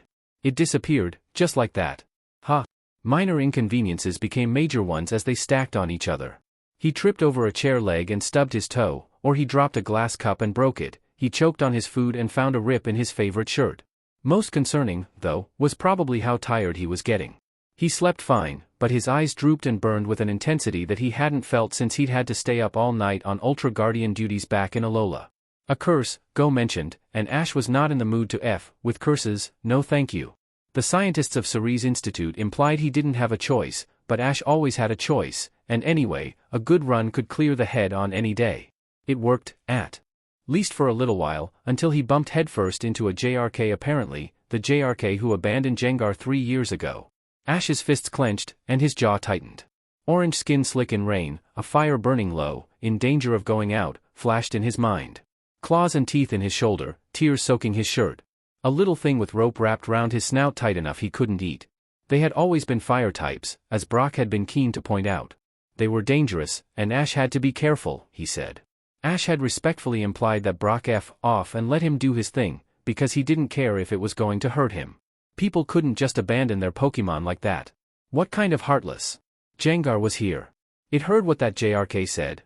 Ash went after Gengar to try to talk to it. Sure, he couldn't always get through to them with words, but he knew that in these matters of the heart, they would connect in some way or another. Gengar did not need to trust him. He couldn't ask that of the Pokémon, not after its trust had been betrayed in the worst way by the worst person. He just needed to show it that humans weren't all bad. That it, in no way shape or form, was Gengar's fault. Gengar did trust him in the fight against Team Rocket, and it was a formidable ally on the battlefield. Ash was happy to have battled with it. He smiled, and tried to ignore the growing exhaustion. His eyes burned, and his head was pounding, and he felt like he hadn't slept for 3 days. Pikachu and Go called out his name worriedly, though he didn't know why, and Ash woke up in his bed, exhausted, sore, and parched, a cloth on his forehead and Go sitting in a chair next to him. What had Gengar made him fall asleep? Or, as Go implied, did he pass out from exhaustion? Whatever it was, Gengar took precedence in his mind, but as an apple and Pokeball conveniently broke their falls on his head, he realized. Gengar wanted to be caught. By Ash. Yeah. It was an easy catch, of course, because the bedroom was not the place for battling and Ash was still in his bed, but when he found himself buried in a pile of apples, he could hear the way Gengar trusted him, wanted him to get better, had finally found a human, the first in 3 years, that cared. Professor Cerise asked them to go to Galar again. Something about an experimental study focus on Galar particles and Gigantamax energy. He wanted some more data and anecdotal accounts about direct experience with Gmax energy. Got it, Professor Cerise.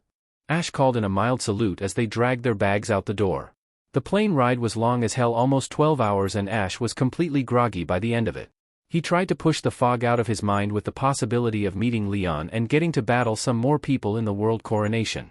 He was still solidly in normal class. His rank was currently 9017, but every battle was a chance to improve, a chance to get closer to the top. They arrived in Winden in the evening, and Ash hadn't been here before. Though the weather was gloomy, though it was always gloomy in Galar, his smile was as bright as sunshine. He stuffed at least 10 scones in his mouth while Go dragged him along, grip rather tight on his forearm. Come on, Ash, we've got some Pokemon to catch. What about our assignment? Pokemon, then assignment. Scones then Pokemon then assignment. Go proposed they split up for an hour, he could catch Pokemon, Ash could eat all the scones he wanted and explore the sites.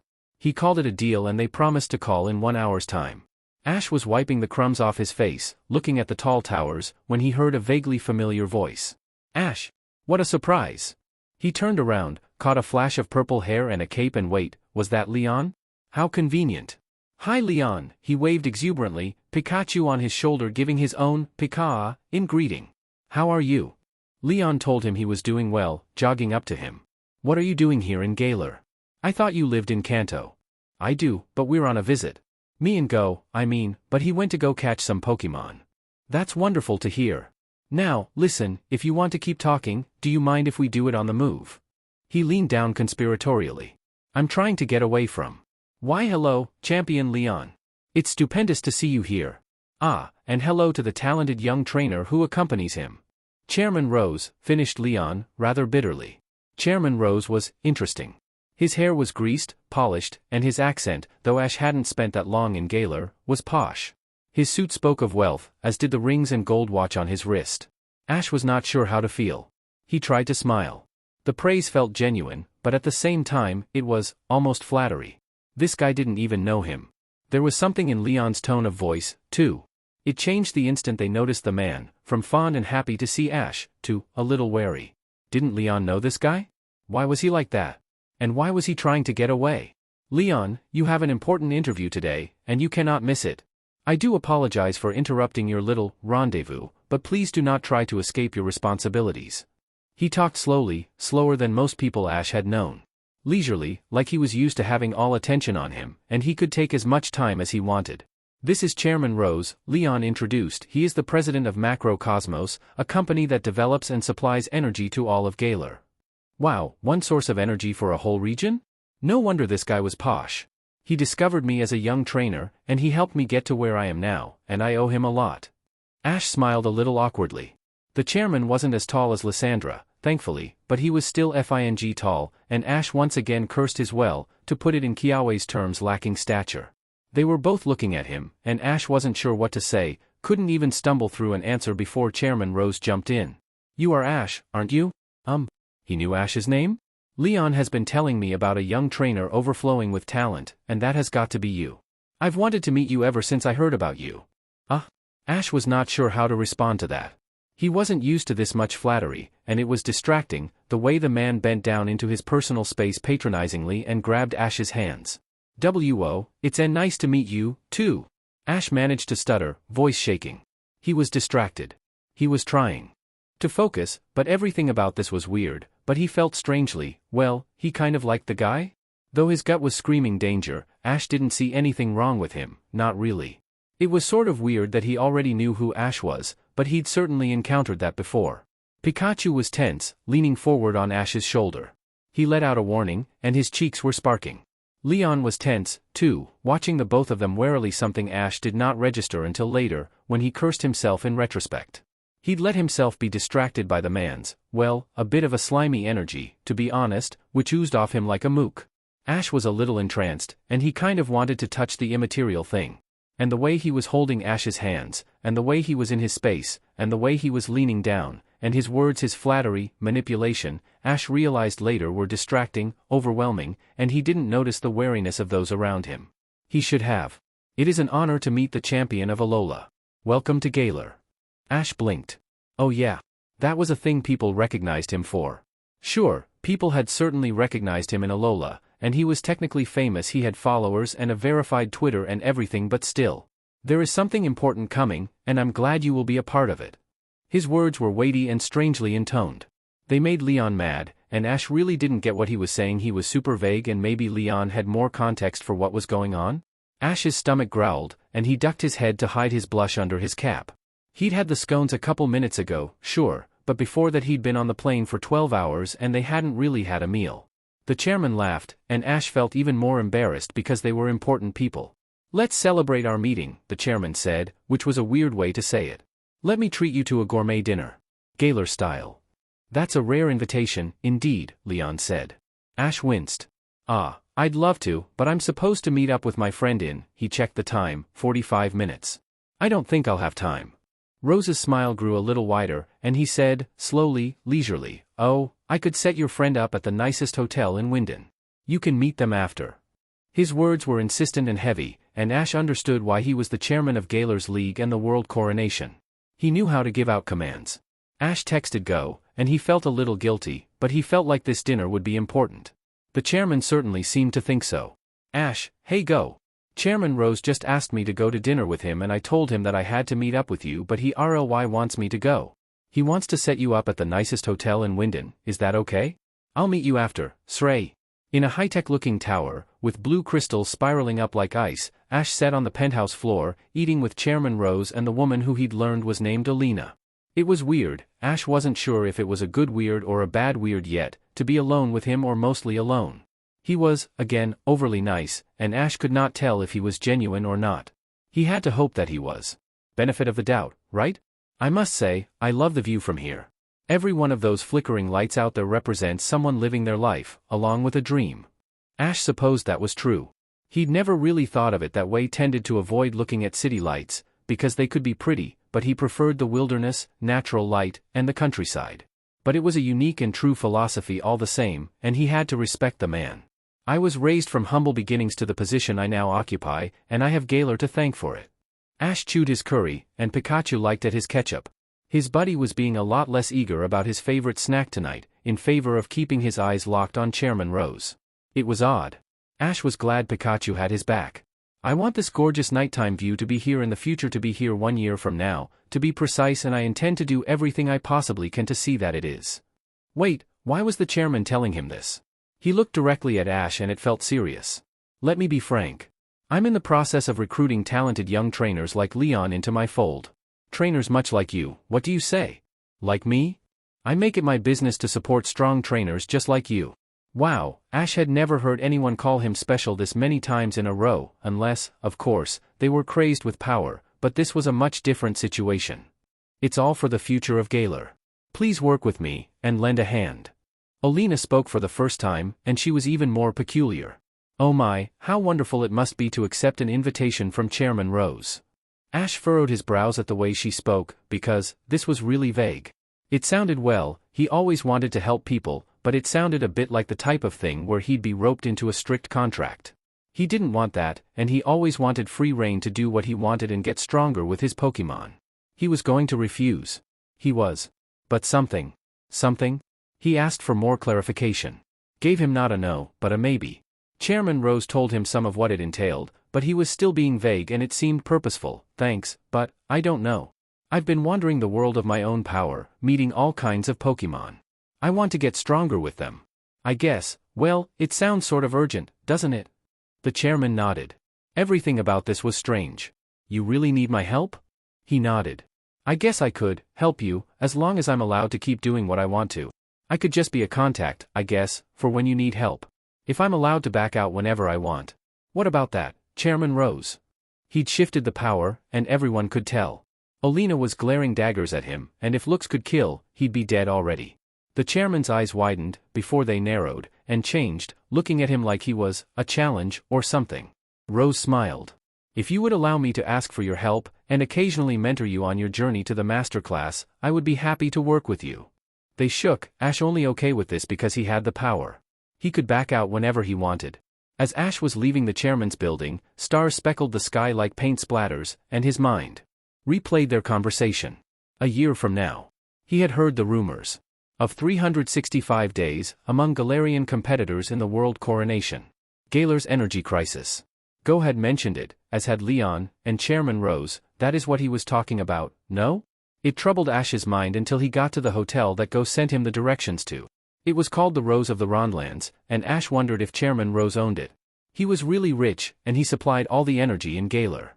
That seemed well, Ash didn't know much about the economics of regions, but he did remember learning about the whole scandal with Sylph Company. Apparently, they weren't allowed to, at least according to Kanto laws, have a monopoly on the products they were supplying. Ash hadn't been interested enough to pay attention to why monopolies were bad, but they were, and though he was vague, that seemed like what macrocosmos was. Ash shrugged and put his hands in his vest pockets. What did he know? The hotel was fancy. The walls were gold-plated and there was a red carpet and everything. Go was waiting in the lobby with Raboot, looking more than a little tired, and Ash walked up to him apologetically. Sorry, Go, for ditching ya. I didn't think it would take so long. Go perked up when Ash started talking to him. He reassured Ash, saying it was alright he'd caught 6 more Pokemon in the time Ash was gone, and he wouldn't have if their plans had changed. What was it like? What was Chairman Rose like? Why did he invite you to have dinner with him? Ash tilted his head. He's nice, I think. Weird. He kept complimenting me, like a lot, and he said some weirdly vague things that I didn't really understand. But the food was really good. Man, Galar has some good curry. Go narrowed his eyes, pondering on Ash's words, but his face smoothed out when Ash talked about the food. Ah, yes, because that's the only thing you care about, Ash. Food. It was good. And I was hungry. I guess I did leave you to eat scones. You accomplished that, even if you also got yourself a personal meeting with Galar's chairman. That night, Ash stared up at the ceiling. Go was snoring. He stroked Pikachu's back, thoughts running in circles. He pulled out his phone, turning the brightness down, and opened his contacts. The new one, for Chairman Rose, glared back at him. Ash wasn't sure how to feel. Ash had been battling and steadily rising the ranks of the normal class, and with each battle he watched, Go got more interested in battling. Sure, it still wasn't his passion or anything, but it was fascinating to watch as Ash and his Pokemon invented new strategies on the fly, strategies he couldn't find in any database or battling forum. Electricity tearing up the ground, Gengar's ice freezing over the vines of an opposing Bulbasaur, Dragonite's hurricane overpowering a fire spin, and Riolu's aura sphere splitting itself in half. He found himself actually looking forward to Ash's world coronation matches, almost as much as Ash himself, and it was strange. Ash wanted to challenge the Vermillion gym leader. Lieutenant Surge? Is he participating in the world coronation, Ash? He shrugged, bearing that smile he always did. I don't know. I want to battle him anyway. Fair enough, Go thought, and besides, it would be fun to see a battle, wouldn't it? As they were leaving, Professor Cerise called to them that Lieutenant Surge wasn't at the gym, but before Ash could even start his pouting, he told them there was a substitute gym leader that was looking for a challenge. The walk there was amusing, to say the least. Ash could barely contain his excitement, jumping up and down and gushing about how he hadn't battled a gym leader in forever, not since Misty and Brock. Go knew who Misty was, of course, because she was the Cerulean gym leader, but who was Brock? And even then, it wasn't official, more a demonstration for Kiawe, Lana, Lily, Sophocles, Mallow, and Professor Kukui. Again, people Go didn't know. How many friends did Ash have? He paused, remembered that Ash had met him on his first day in Vermillion, and if he'd been traveling for a while, he was sure to have lots of friends. Lots of friends like Go. No, this wasn't jealousy. Ash reminisced with Pikachu on his battle with Lieutenant Surge all those years ago. How old were you when you batted in the Vermillion gym the first time? Oh, it was my first journey. I was 10. And you beat him with Pikachu? Yup, I did. Pikachu was awesome. And he proved that he doesn't need to be fully evolved. Go tilted his head. He hadn't really thought about it yet. Why isn't Pikachu fully evolved, Ash? If he was a Pikachu when you were 10 and he still is, then, wait, how long have you had him? Ash's excitement stopped all at once, as drastic a change as if Go had pressed pause on a TV program. His jaw clenched, just the tiniest bit, and Pikachu stopped smiling, one yellow ear twitching. Me and Pikachu have been together since the very beginning. He was my starter. And Pikachu's not evolved because he doesn't want to, and I don't think he ever will. If he does, then I can evolve him, but not before then. That was odd, but Go guessed it definitely fit with Ash's character. He really cared about what Pokemon thought. How he could tell, Go still wasn't sure. Ash refused to answer. And so if Pikachu didn't want to evolve, Ash wouldn't evolve him. Wait, Pikachu was your starter? Aren't you from Pallet Town, where Professor Oak is? Don't you know him personally? Why didn't you get a Pokemon from him? He rubbed the back of his neck sheepishly, and Pikachu grabbed his ears ashamedly. Out of context, it was strange. That's a funny story, but a long one. And we're here. Ha!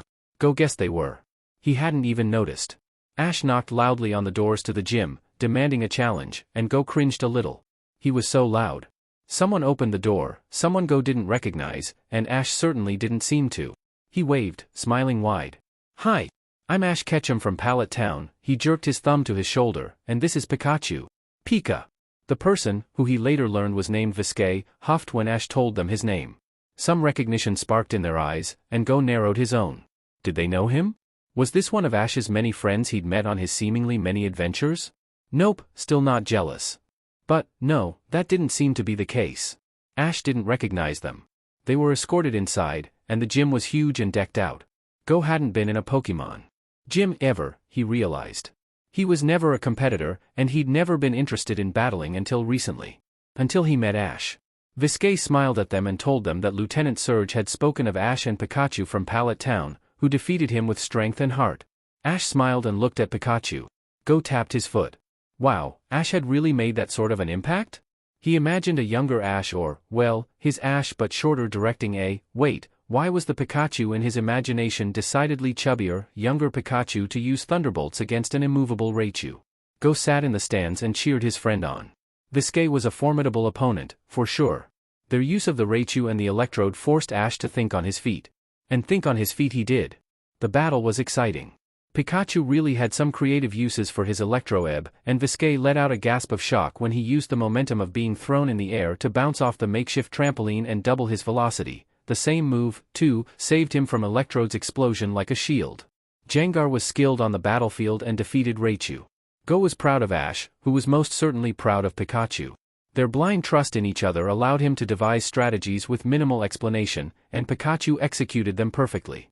Congratulations, Ash! Go cheered, but Ash ever the humble one, at least with stuff like this. He bragged about stupid things, diverted all praise to his Pokemon. Ash's rankings went way up to 3,763. He cheered, jumping just a little higher than he should be able to, and hugged his Pokemon tight. Go was smiling, watching the celebration, but was caught off guard as Ash threw his whole weight into his friend, an arm around his shoulder. Go blinked and tried not to screech too loudly in shock. Ash was happy to be an orienteering leader. It sounded like a lot of fun. To show some not-yet trainers what was so exciting about Pokemon, well, he couldn't wait. And these kids were so small. They weren't even 10, weren't even trainers, and had to wonder if he was ever that young. It certainly didn't feel like it. He led them around town, trying to see as many Pokemon as possible. He got too excited though, and ugh, he always got too excited, didn't he? Always too over-exuberant, and it scared people off. It scared the kids off, and he hated feeling like this. Rein it in, Ash. Rein it in. Except Ash didn't even need to say anything before Pikachu tuned in. He gave his best friend the lightest shock, barely above static, to snap him out of it. Stop it, Pikachu told him. Whatever you're thinking about yourself, it's wrong, Pikapi.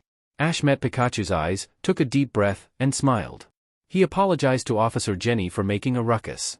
Turned out the kids were just behind the next building. It would be okay. He shouldn't have to apologize for being happy. Professor Kukui told him that. They were playing Jenga, and Ash got a little distracted, watching his Pokemon. Litten and Rockruff were play wrestling, but they were really getting into it, and Ash got excited. Go, Litten. Go, Rockruff. He called, pounding his fists on the table in time with his cheering. His Pokemon looked up, renewed their energy because of his cheering, and fought twice as hard. Ash smiled, pounded a little too hard, and knocked over the whole Jenga tower, right into Professor Kukui's face. I'm so sorry, Professor. I didn't mean to. What can I do to help? I'm sorry. Sheet, he'd done it again, he'd made a mess, he'd hurt someone on accident. Why did he always do this?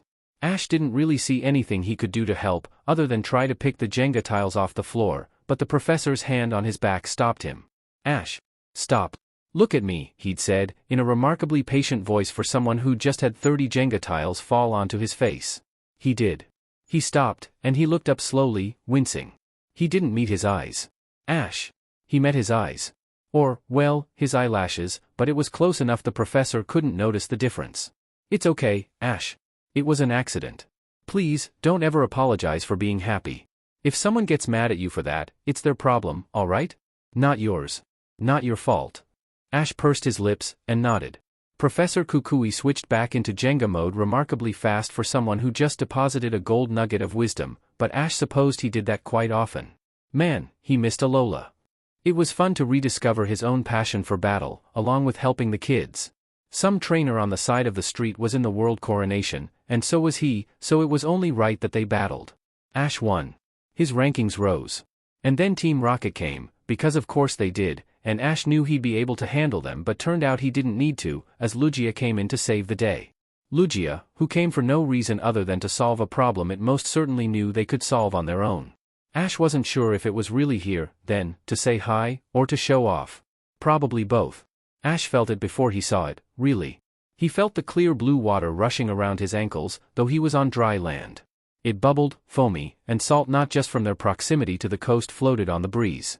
He saw hundreds of tiny rainbow shells on the sand below his feet, though he stood on pavement and heard the wind chimes. Like a silver triangle, he felt it ding right as he met the legendary's gaze. "Hello, friend." Professor Cerise had one of those mind implosions when they told him that afternoon, and he looked at Ash, and Ash nodded, because yes, it was the same Lugia, and yes, he did connect with it once again. The black and red device on his wrist beeped, and he looked down at it, before heading straight ahead with a new fervor. There were wishing stars nearby. Chairman Rose had given him the Gmax tracker for this purpose, and it had not failed him so far. His nose wrinkled as he took in the musty smell of the cave.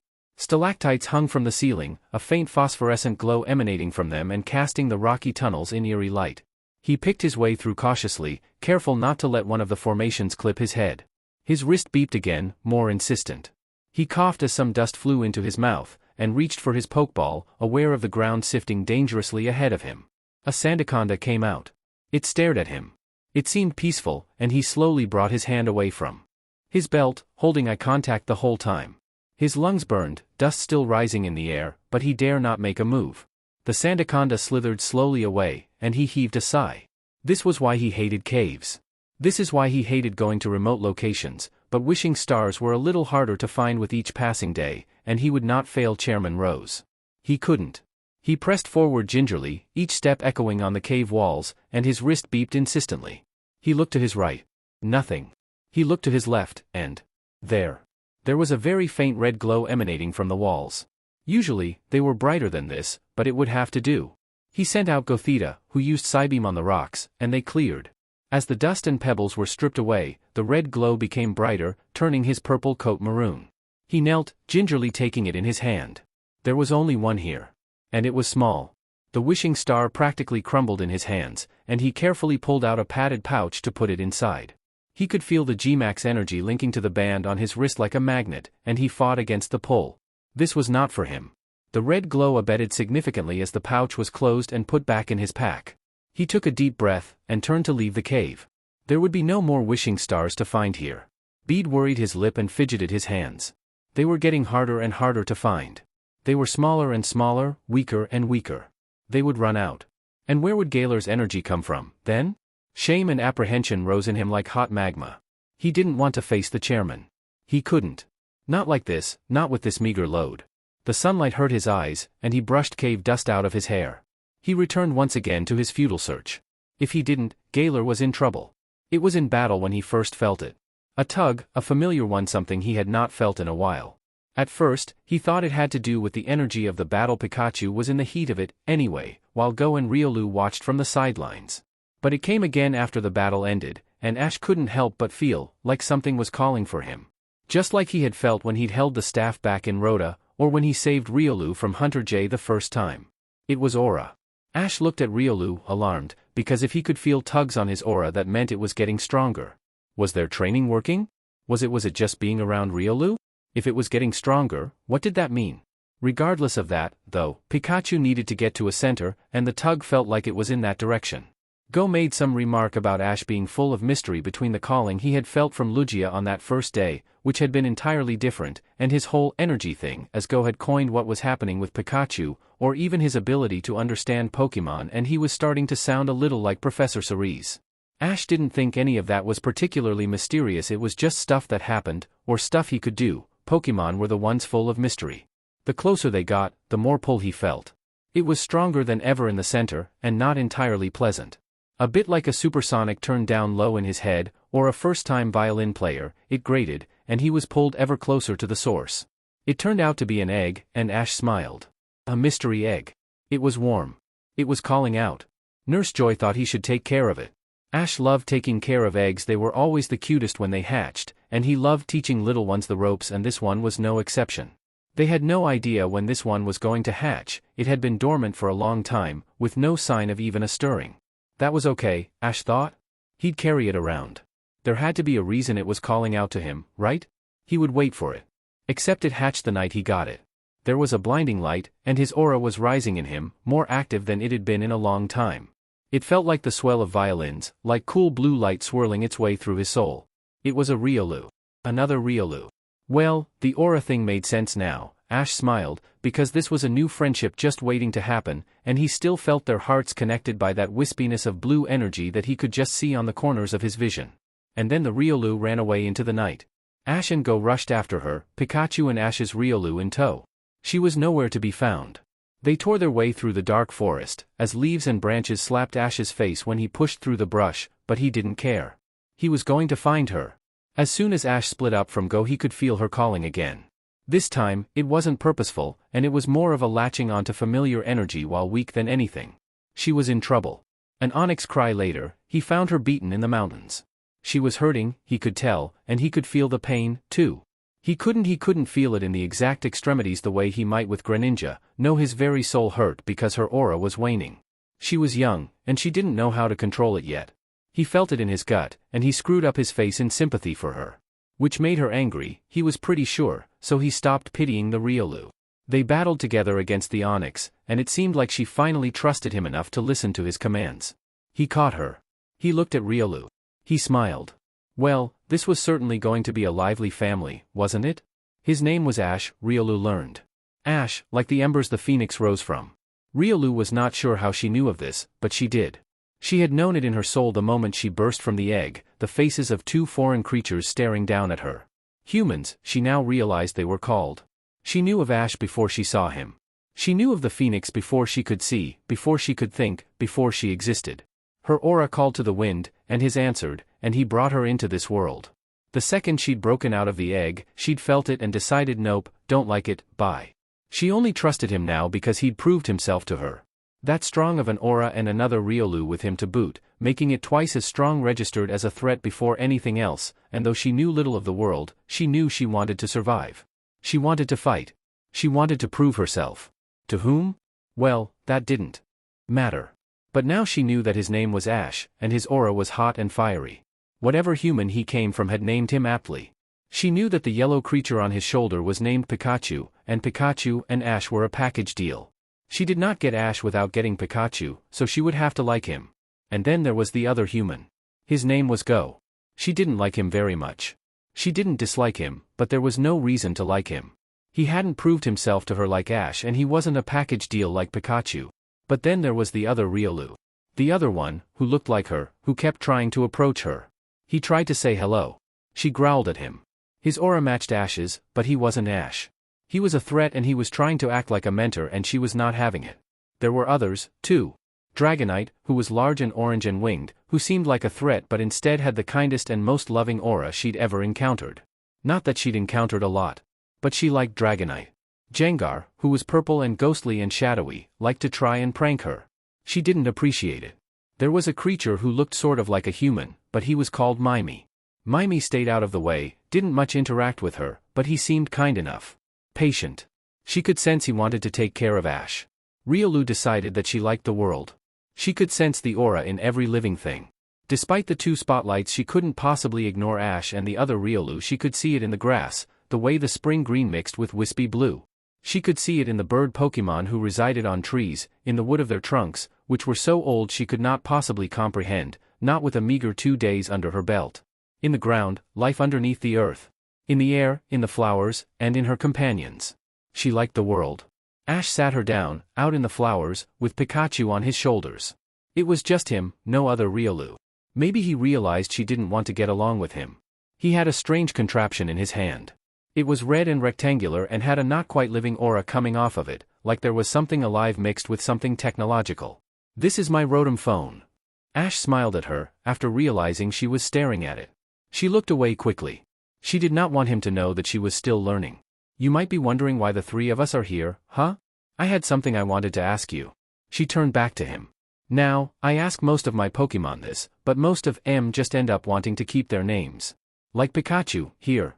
Actually, when I first got him, I didn't ask him because I didn't know at that point, but he still wanted to be called Pikachu. The others, though I ask them if they want a nickname, and I wanted to ask you too. Especially, cause, you know, now I have two Riolu. I want to keep you guys straight. So, He seemed to get a little sheepish here. "I got options, if you wanted to hear 'em." She tilted her head curiously. He smiled. Okay. So, I was thinking about it last night, and we've got this legend here, and I was told it when I was younger. Her name the legend, was Aim no Yuzum. She is the dawn. She's funny, and happy, and she loves to dance. She sort of reminded me of you. I could call you Aim. He looked to her, and her head remained tilted. He smiled again. All right. I've also got Aaron. I thought well, there was this man who lived long ago, and his name was Sir Aaron. Ash regaled her with the tale of the mighty Sir Aaron, of his Lucario, and their tragic story, one of war, of the distant past and the present, and of a friend's passing. His throat thickened and he choked up a couple times, before smiling down at her. And the last one, well, it wasn't connected to a legend or anything, but it sounded nice, and I thought it might fit. Renee?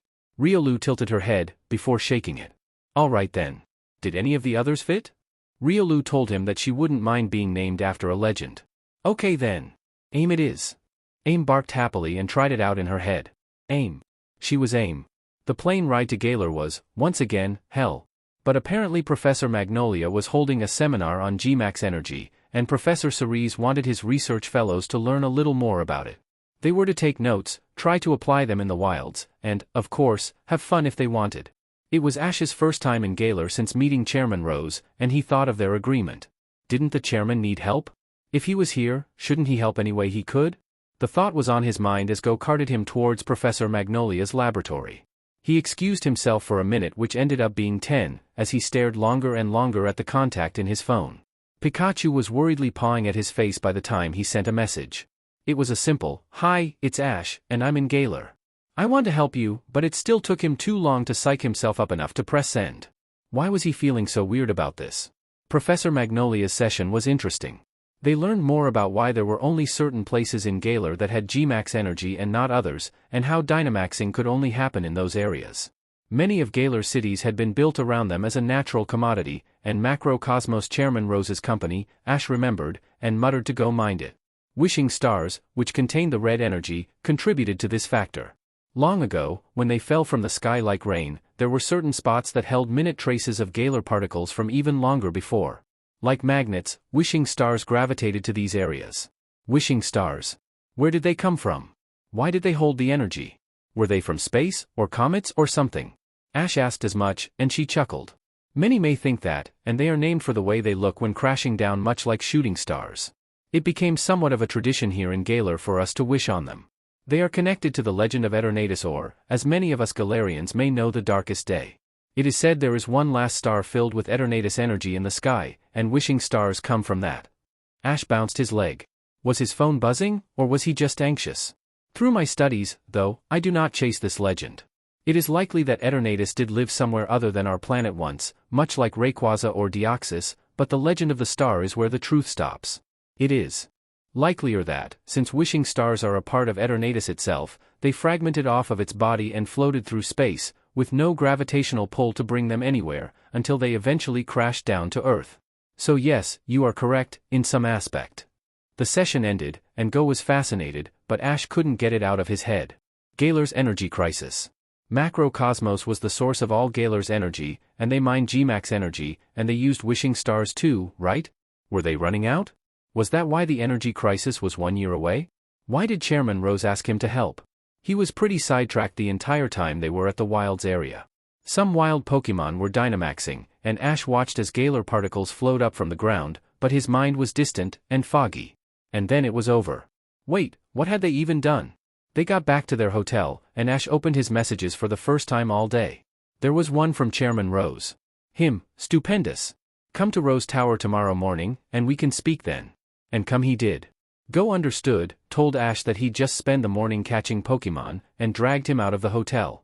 He was left facing a 90-minute bullet train ride to Winden, but that wasn't too bad, not as long as he'd have Pikachu with him. Besides, he had cell service, and he ended up spending most of the ride texting Lana, who then sent him a picture of his whole class, sans Lily, smiling wide. He almost teared up, because it was so good to see that they were happy, but actually did bust out laughing, which earned him quite a few looks at the very blurry picture of Professor Kukui, clearly indicating to something on the board. They must have been in class. And then he was there. It was a short walk to Rose Tower, which was maybe even more intimidating than before, with the ice sculpturesque shards spidering their way up the spire. He took a breath. He pressed the buzzer. The door was opened almost immediately. He was ushered inside by a woman, who he couldn't recognize at first. Her face was so generically Galarian before he saw her hair, and her outfit, and her trademark look of annoyance, and, oh, it was Alina, the chairman's personal assistant. He was carted into an elevator which went way up, for a long time, before he realized he was in the penthouse again. It looked different in the daytime. Chairman Rose was waiting. "Hello, Ash," he called, his voice painfully slow. "It is wonderful to see the world coronation's rising star."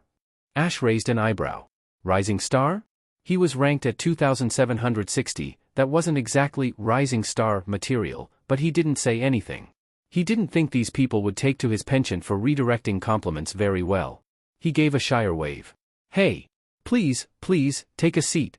I thought we could just have a chat, the two of us." Apparently, the two of us also included Alina, who Ash was starting to gather Chairman Rose didn't think of as another person so much as an extension of himself. He sat on the deep red couch. It was cushier than he thought, and he sunk into it. He felt small. Chairman Rose took a seat in the one-person sofa opposite him, but his didn't sink in the same way Ash's had. He still looked tall and dignified. "How was your trip to our wonderful region, Ash? Did you find it enjoyable?" Ash looked straight ahead, not quite making eye contact. He didn't like feeling smaller than Chairman Rose. He decided not to tell him about the plane. "Yeah, it was fine." "Long?" He nodded, clasping his hands. "Tell me, Ash, have you heard of Galar's energy crisis?" "I have. It's in 1 year, right?" "Correct. You're very intelligent. Galar is predicted to run out of energy approximately 1 year from now, and you can see how this would be worrying, not only for me, as the sole supplier of our stupendous region's energy, but also for our society and people as a whole. Currently, Macrocosmos is fervently searching for another source of sustainable energy for our region, but we are running into some issues. It is a challenging task." Ash's eyebrows furrowed. This was an urgent matter and all, and it was important that he knew, but what did the chairman need him for? Certainly, he didn't think Ash would have some ideas that his employees wouldn't have already thought of, right? He could sum up with some out-of-the-box solutions, for sure, but he wasn't trained in energy or whatever like those people were. They were specialists. They were experts. "Tell me, Ash, have you heard of the legend of Eternatus and the stars?" That rung a bell. It sounded sort of like what Magnolia had mentioned yesterday, but she never really explained the legend. She sort of assumed that they already knew what it was, or that it wasn't important, and Ash guessed that if it was just a legend, then it probably wasn't. In his personal experience, though, legends almost always turned out to be true. It would be wise to listen to the lessons of old, so as not to disturb the earth once more. Professor Magnolia mentioned it, but I don't know the story. Rose smiled, and stood up. He moved his hands about theatrically and took on a new tone, one of storytelling, the tone he used to address crowds from his stand above masterclass world coronation matches.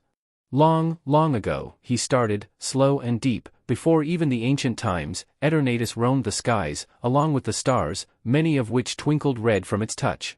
Eternatus wished to bring the red stars, which had absorbed its energy, down to the earth, for its land was in great turmoil and had little natural resources. Arceus, the Great One, forbade this action, which resulted in a war between the two. Eternatus, against the Great One's wishes, brought 1/3 of all stars down to Earth. In response, Arceus banished Eternatus to Earth along with its stars, and it disappeared within the crust of the planet. Now, stars only shine white, but wishing stars still fall from the sky, red and glowing. Many believe these wishing stars are fragments of the one red star remaining in the sky, which Eternatus touched on its way down to Earth. They gravitate towards their lost parent, and they give energy to the planet in which Eternatus is trapped. He looked to Ash, who was a little lost in the tale. The legend felt familiar, somehow, though he'd never heard it before. Chairman Rose switched his tone, from theatrical storytelling back to personally addressing Ash. The complication, though, is that we are running out of wishing stars. They are becoming harder to find, and I believe this is because Eternatus' star is almost to oblivion. We do not have much time left before it is no more, and thus the wishing stars will be also. Eternatus is still buried deep within the earth, where no one can find it. This is urgent, Ash. We need to find a way to solve our energy crisis. What do I need to do? The chairman smiled. For now, please just train to be as strong as you can. As talented as you are, I'm sure it will not be a challenge, but climb the ranks of the world coronation as quickly as you can, and we will all be in a better place for it. Ash made to say something he wasn't quite sure what, the compliments were a bit overwhelming but Chairman Rose continued before he could get a word in. I am not in need of your assistance immediately, but if Macrocosmos cannot find an alternate source of energy, I do not know what Galar will look like. There may be panic, confusion, and widespread fear. I will need you, along with Leon, to be a pillar of strength, and to help people manage and survive, whatever the future looks like. He turned directly to Ash, making eye contact with him. Ash couldn't bring himself to look away. Can you do that, Ash, just as you did in the region you are champion of when they were at their lowest moment? Well, when he put it like that. Ash nodded earnestly. I'll try. The chairman smiled wide, and there was something in his eyes. Triumph, maybe, but it was a little off for their situation. Maybe he was just proud? Stupendous, Ash. I know that I can depend on a trainer such as yourself. You will not disappoint. Ash stood up, tired of feeling small in the chair, and grinned. He would do everything he could to help save Galar. After all, preventing the end of the world? Saving it? He was the resident expert. And this time, he'd have help. She spun her pokeball in her hand, sighing as she beat another wannabe battler into the ground. This one had been particularly weak, his Totodile an embarrassment. She almost felt a little sorry for him. Almost. But she was just so done with everything here. She ducked into an alleyway, looking right and left. Looked like she'd managed to lose Team Yell. She liked them, she did, and Piers had brought them together to cheer for her, but it was all fake, and she hated it. Chairman Rose, Leon's unbeatable reign as monarch, the masterclass matches, they were fake. Her brother knew it. He still took part in it, and she'd originally been upset at him, but he'd told her it was no use fighting against it. He'd tried already.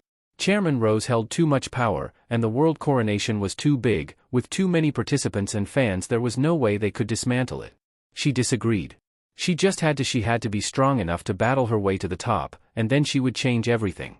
The lower classes weren't rigged, they didn't matter much to Chairman Rose. What did matter was the master class. The top 8. Like Piers. All those battles, they were rigged. Maybe the participants knew, maybe they didn't. She didn't care. It was all Chairman Rose's doing, him and his stupid manipulation games. Leon, Galar's champion and the unbeatable monarch. Chairman Rose's golden child, his passion project. His mentee. His puppet. Marne didn't understand how their champion didn't figure it out by now, that he was being used. No one was unbeatable, even if they were insanely strong. There was a reason that only those in the same classes could officially battle each other. Chairman Rose wouldn't be able to control if some rando kid from normal class somehow caught Leon on an off day and beat him. But if his only battling options were from a pool of 8? Easy. Ugh, it was all so frustrating. Pokemon battling was supposed to be a competition of skill, not some sport that was just for entertainment, not a tool for political and social gain. Sure, the chairman had a monopoly on Galar's energy. Anyone with half a brain could figure that out. But did they not see he had a monopoly on Pokemon battling as a sport? As the chairman of the league and the world coronation, as well as the man with Galar's golden child under his thumb, well, he had a monopoly on social pull, too.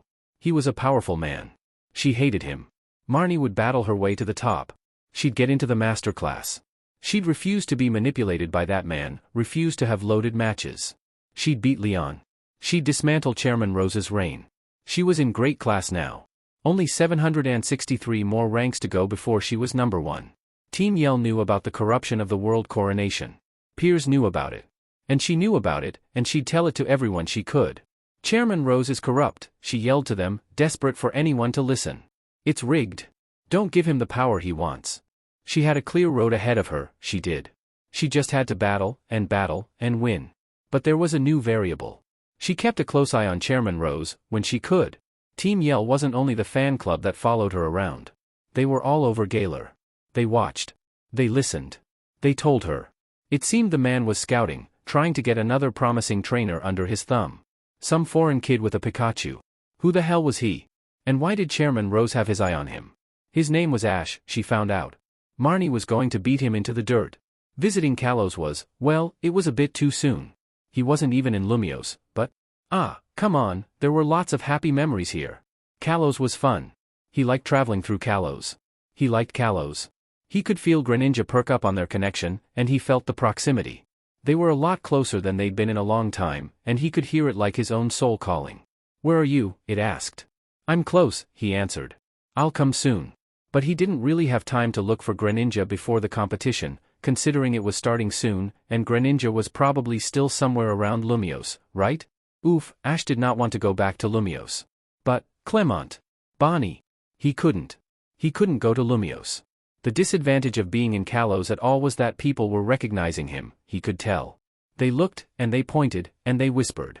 The crisis was widely broadcast, especially across the region, and Ash didn't forget the faces of those who saved the world alongside him. Why would they forget his?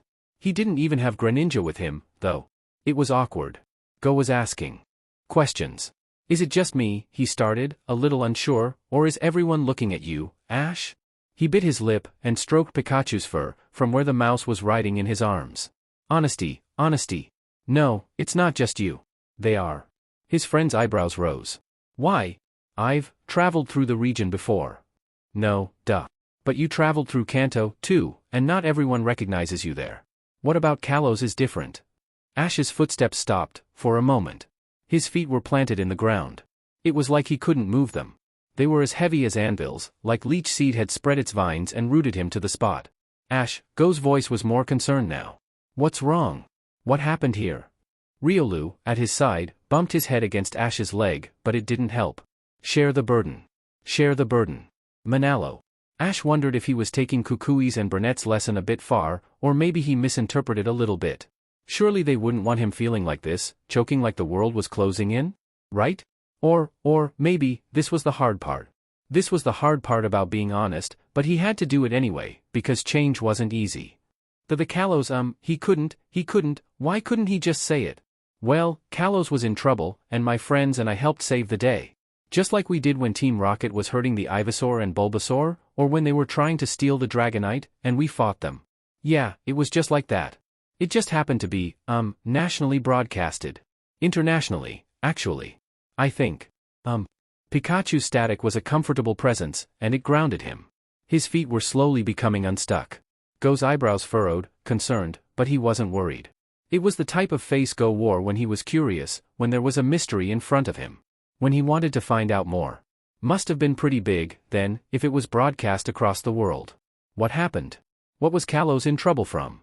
Back off, will ya? You're so smart, you think you'd realize when you're not wanted. It was a split second before he regretted the words. He didn't even have to look at Go's face, and he didn't, just closed his eyes in shame and clenched his fists to know how he'd been burned. He could feel it, and not one bit of that was from powers, or whatever. He just knew. Go fell back a step. Fine, then. Geez. Ash should have apologized. He should have. He didn't. They were both going in the same direction. They didn't walk next to each other. Ash was a couple of paces ahead, Go was dragging his feet, but he was incredibly aware of his tagalong. The stairs were like needles. He just wanted to tell them to bug off. He tried to remember the happy stuff about Kalos. He was so lost in his thoughts, he was surprised when he felt something familiar. It reached Riolu, and then reverberated onto him. It was painfully recognizable, and he knew it. When did he feel that last? He saw a Lucario that was very familiar, and it recognized Pikachu, and then... Yoo-hoo! It was Corni. He saw her, and smiled, and he was pretty sure Go perked up behind him. Ash told her that he recognized Lucario's aura. A wry smile spread across her face, and she made an offhand comment about his height. Did you shrink? She asked, a giggle in her voice. Oh, hardy har har. Maybe you're just weirdly tall, you think of that? She raised an eyebrow. I'm shorter than average. What does that make you? Pikachu almost fell out of his arms laughing, and Ash went ahead and dropped him anyway, out of revenge. The mouse screeched, cursed him for his betrayal, and then continued to laugh at his trainer. Ash tried to ignore the way his cheeks burned. Why was he embarrassed? He always took these kinds of jokes in stride. It wasn't because Go was here, right? No. Ash was mad at Go. He didn't care what he thought. Well, I'm gonna beat you in battle anyway, so it doesn't matter how tall I am. Corni smirked. Oh, you will, huh? Who are you gonna use, that Riolu? Ash released aim, and that caught Corni by surprise. You've got two Riolu? What, are you just an aura magnet? Both of these guys are going watch me beat your butt, and they're taking notes. The battle was really cool. Gengar was out pretty quickly, and Ash winced. That was definitely his fault. He hadn't been training Gengar as much as he should, and he was distracted. Ash's mind clicked back into battle mode. He forgot. He'd underestimated Corni, his memories of his gym victory overshadowing the challenge it took to get there. No matter, though. He trusted Dragonite 100%. And she delivered. Dragonite's Hurricane was a doozy on the battlefield, and Corni's Lucario was forced to pull out his strongest moves. The Mega Evolution was powerful. Ash could taste it as it coated his tongue like metal. Power became wind became energy as aura crashed and rippled and destroyed rock. Dragonite screamed a battle cry. Both Aim and Riolu, each standing on either side, had stars in their eyes. Aim especially, having not witnessed that many official battles in her short life, especially with a Lucario. He knew she wanted to battle with him soon, and she would. Ash remembered the way Riolu tried to mentor Aim. It was only natural for him. He was a Riolu, and there was a younger one. He wanted to show her the ropes. He wanted to train her. He wanted to show her the beauty of aura. Aim was independent. Not only did she not listen to Riolu, she actively went out of her way to ignore his instructions. It was certainly comical to watch, as Riolu made an aura sphere and tried to show Aim how to make one, but all she did was roll over in flowers. She did punch a tree, though. They won against Corni, they pulled through, and it was all thanks to Dragonite. There was this look on Corni's face, perhaps it was one of fond resignation where she was proud of him, but disappointed to lose. He recognized it well. It was how rivals always looked when he beat them. It was how Gladion and Professor Kukui looked during the Alola League. It was how he looked when he was defeated by his own rivals. The rankings updated, and he was officially in the great class. He told Dragonite she was the best, because she was, and she tackled him to the floor. She really did give the best hugs, didn't she? After the competition he saw Go and he didn't seem angry anymore. He hoped not. Ash was still on the high of winning when he saw him, and they met eyes, and Go was cheering him on, but there was still something there. Ash's grin slowly drooped. Go, I'm sorry for lashing out at you. Thanks for cheering me on. The other boy's eyes narrowed. Well, thanks for being sorry. And you did totally amazing. Also, I guess, sorry I provoked you. Ash looked away, at Corni who was coming to say goodbye. Thanks for the great battle, Ash. Yeah. And you're really tough, Corni. She gave a parting smile, and the two Riolu at Ash's side reached to say goodbye to her own Lucario. They looked, and it was like some sort of ritual, or something, Ash wasn't sure. Wisping blue, barely visible in the daylight, reached between them, curled around each of them, the three of them, and there was something so intrinsic, so elemental about it, that Ash couldn't help but think that the Riolu evolution line didn't just use aura, they were aura. Somewhere, he heard a yes from Riolu. He felt it before he saw it, really. He was always on the connection, but it suddenly became really intense and he felt excitement on the other side. Just like when they were in battle, everything became hyper-focused. He felt the dew in the grass as it soaked into his sneakers, he heard the fletchlings twitting in the trees. He felt the breeze moving his arm hairs, the slight difference in weight on his shoulder that meant Pikachu was hungry. He felt the humidity of the air more intensely than ever, and the croak of bug types. Most importantly, though, he felt Greninja. He came into sight only a second later, and it was like a jigsaw-shaped hole in his heart was filled as the missing piece slotted back into place. Some strange emptiness that he hadn't realized was there became filled, and the Pokémon made a happy-sounding croak before launching himself at Ash, wrapping him up in slick, slimy arms. Ash laughed, tears slipping out of his eyes, because it had been forever, and it felt so good, and he felt pure, unadulterated happiness on Greninja's side, and he couldn't believe he'd waited this long. They were whole again. Greninja. He was so solid, and strong, and he held him tight. The frog Pokémon spun him around, and Ash forgot how easy it was for Greninja to lift him. The cool water was all that filled his mind, and Pikachu called happily to the Pokémon. Finally, they parted, though not with eagerness. It's so good to see you, old friend, said Ash, happy tears still flowing. I missed you. Greninja had missed him too, dearly, keenly.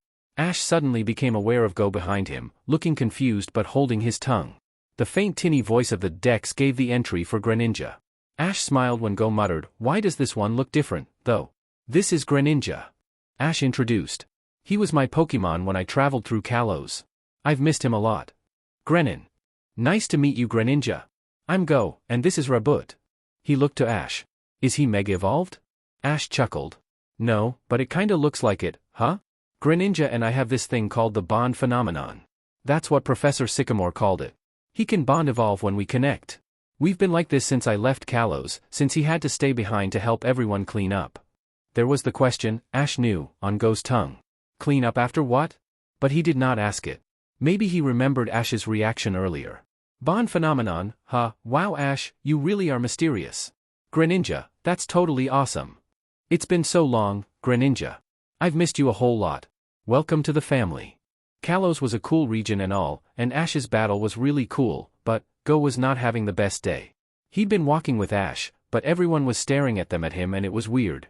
Ash was a weird kid, and then he wouldn't tell Go why they were staring, which he felt like he had a right to know. It was making him uncomfortable. Ash was really vague about it, and it was frustrating, because Ash really had a penchant for being vague, and he was usually hiding something totally crazy behind that facade. He asked more, but then Ash dug his heels in. Back off. He yelled, and Go recoiled, taken aback.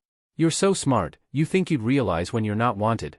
The clarity settled in a while later, that whatever happened was bad and Ash didn't want to talk about it. That was his right. But in the moment, all he could see was his friend who suddenly went off on him for no real reason, who used his words like daggers to stab him right where it hurt. You're not wanted. What, did Ash not want to be his friend anymore? Fine, then he could just be friends with this Corona, or whatever her name is. She certainly seemed to be close with Ash, the way they slipped so casually into banter like they were lifelong friends. What was that about? How many other people was Ash friends with in Kalos? It was not his jealousy talking. Just because Ash was his only friend didn't mean that he had to be Ash's only friend. And then this Greninja. It was cool. It looked mega evolved. Ash had like a special phenomenon with it. That was really cool. And really weird. Ash was like sometimes he barely even felt like he was real. He didn't understand how a lot of the real world worked, and he had all these powers, and he constantly surprised everyone around him. He talked of legendaries like they were old friends and telepathically connected to them. He spoke of saving the world. He had criminals who'd stalked him since he was 10 years old. And he had so much of a life outside of Go. Ash mentioned that while they were in Kalos, he really wanted to meet some of his real good friends from Lumios, and Go kind of wanted to meet them too, and besides, Prism Tower was a big tourist destination. Oh, no, we're not going to Lumios. They're meeting us halfway, in Coumarine City. Go was going to ask why, but he got the inkling that it had something to do with what had set Ash off earlier, so he held his tongue and stuffed his hands in his pockets. He was being unfair to Ash, too, demanding answers from him that he wasn't entitled to, it's just he was so mysterious. It drove Go crazy. So who are these friends? They're siblings. You'll meet them in a little bit, but the older one is the gym leader of the Lumios gym. Wait, does that mean they live in Prism Tower? Yeah. It was a little boring riding the train to Coumarine City, but if he didn't pay attention to how long it was, the time went faster. Soon enough, they were in a district square and sitting on a bench eating some beautifully decorated poke puffs from a local bakery. Ash had been excited to show them to Go.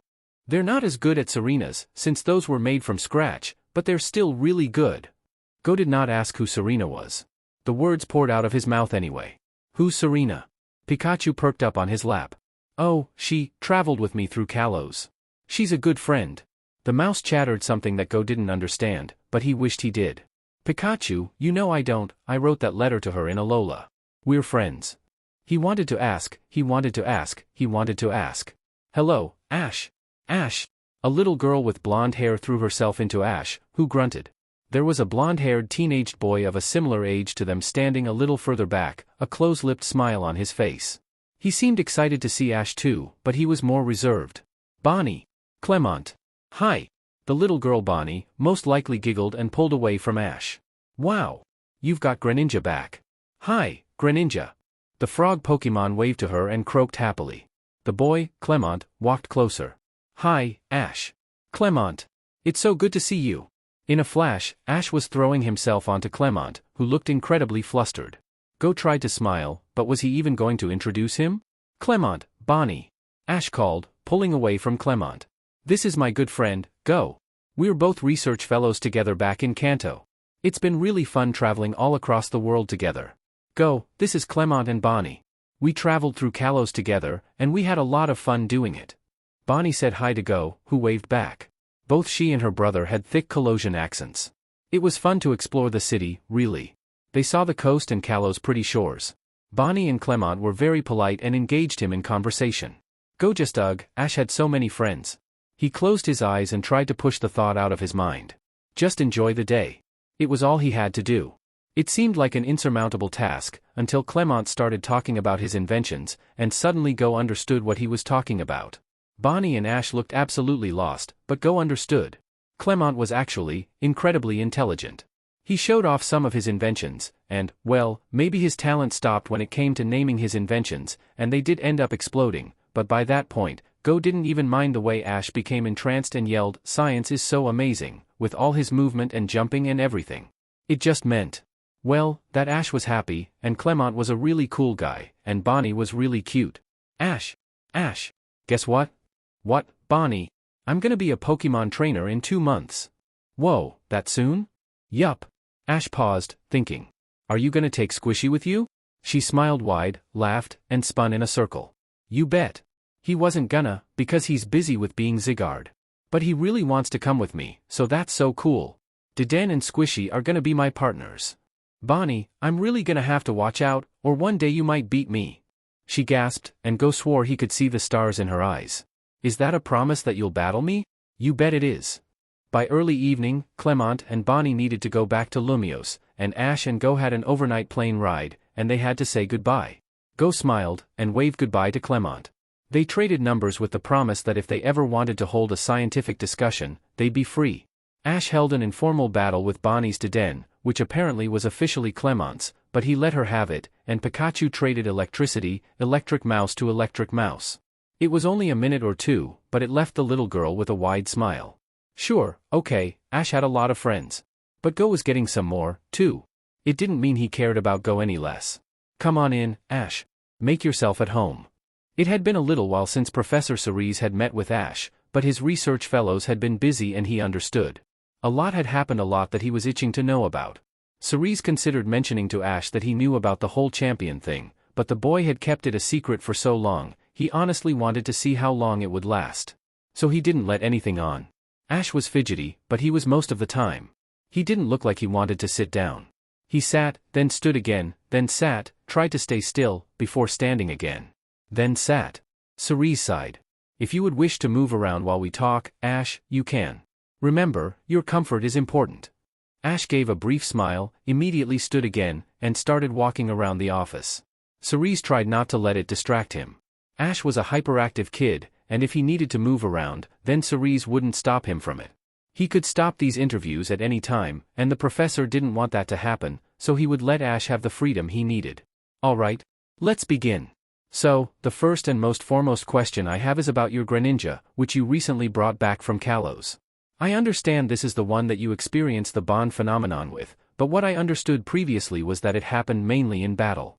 At the moment, it seems to always be in its bond-evolved form. Could you explain this? Ash looked up from where he was skimming the bookshelf and nodded. Oh, yeah. That's easy. At first, Greninja and I could only do it in battle, but by the end of my time in Kalos actually, after we sorta, bonded to overcome this thing.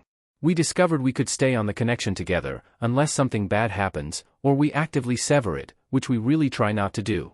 Greninja had to stay behind in Kalos, because well, he had to help clean up after the whole mess. He trailed off, looking at the picture he'd stared at last time, and a cough from Cerise brought him back, where he whipped his head around. Oh. Right, sorry. He had to stay behind, but when I was in Alola we stayed on the connection for a lot of time. Ash, do you mean to tell me you could uphold an empathetic bond connection across thousands of miles? Yeah? Anyways.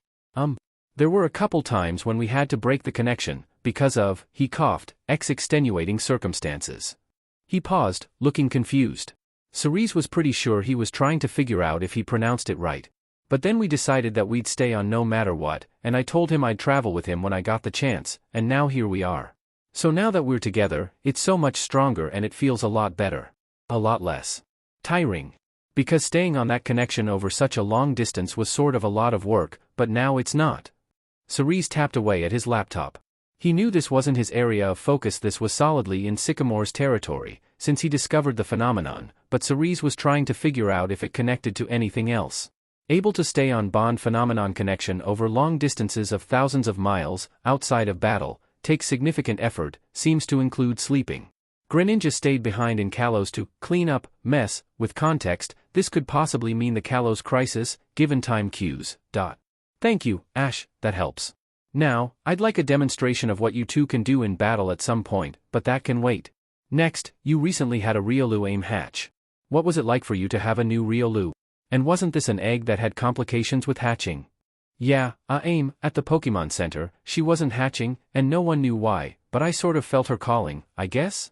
It wasn't really like Lugia, it was different, it was an aura thing, but I just felt like I needed to go closer to her, so I did. And then the day we got her, she hatched. It was pretty cool. But she immediately ran away, and go, and I couldn't find her, until suddenly I felt her again, and then we battled an Onyx together. But yeah, I just felt her aura calling out. I don't think it was specifically for me, but maybe Riolu, since they're beings of aura, like Riolu told me, they need something with aura to call them out of their eggs? And Riolu and I were the closest? Ash looked unsure, but it was probably what made the most sense. It was fascinating. Riolu were beings of aura itself? Ash had mentioned, once, offhandedly, that people never listened to Pokemon when they were trying to figure them out, and it stuck with Cerise. It was true it would make the most sense to get a first-hand account from a Pokemon, but they weren't easy to understand.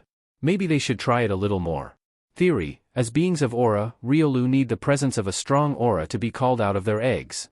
Being surrounded by their kind in the wild, this would not be a problem, but without that presence, it possibly latched onto the nearest presence with aura, Ash. This is fascinating, Ash, thank you for weighing in. And it was. Ash had an interesting way of thinking about things. It wasn't very scientific, and sometimes it was overly simplistic, but it did provide unique perspectives, some of which Cerise had never even considered.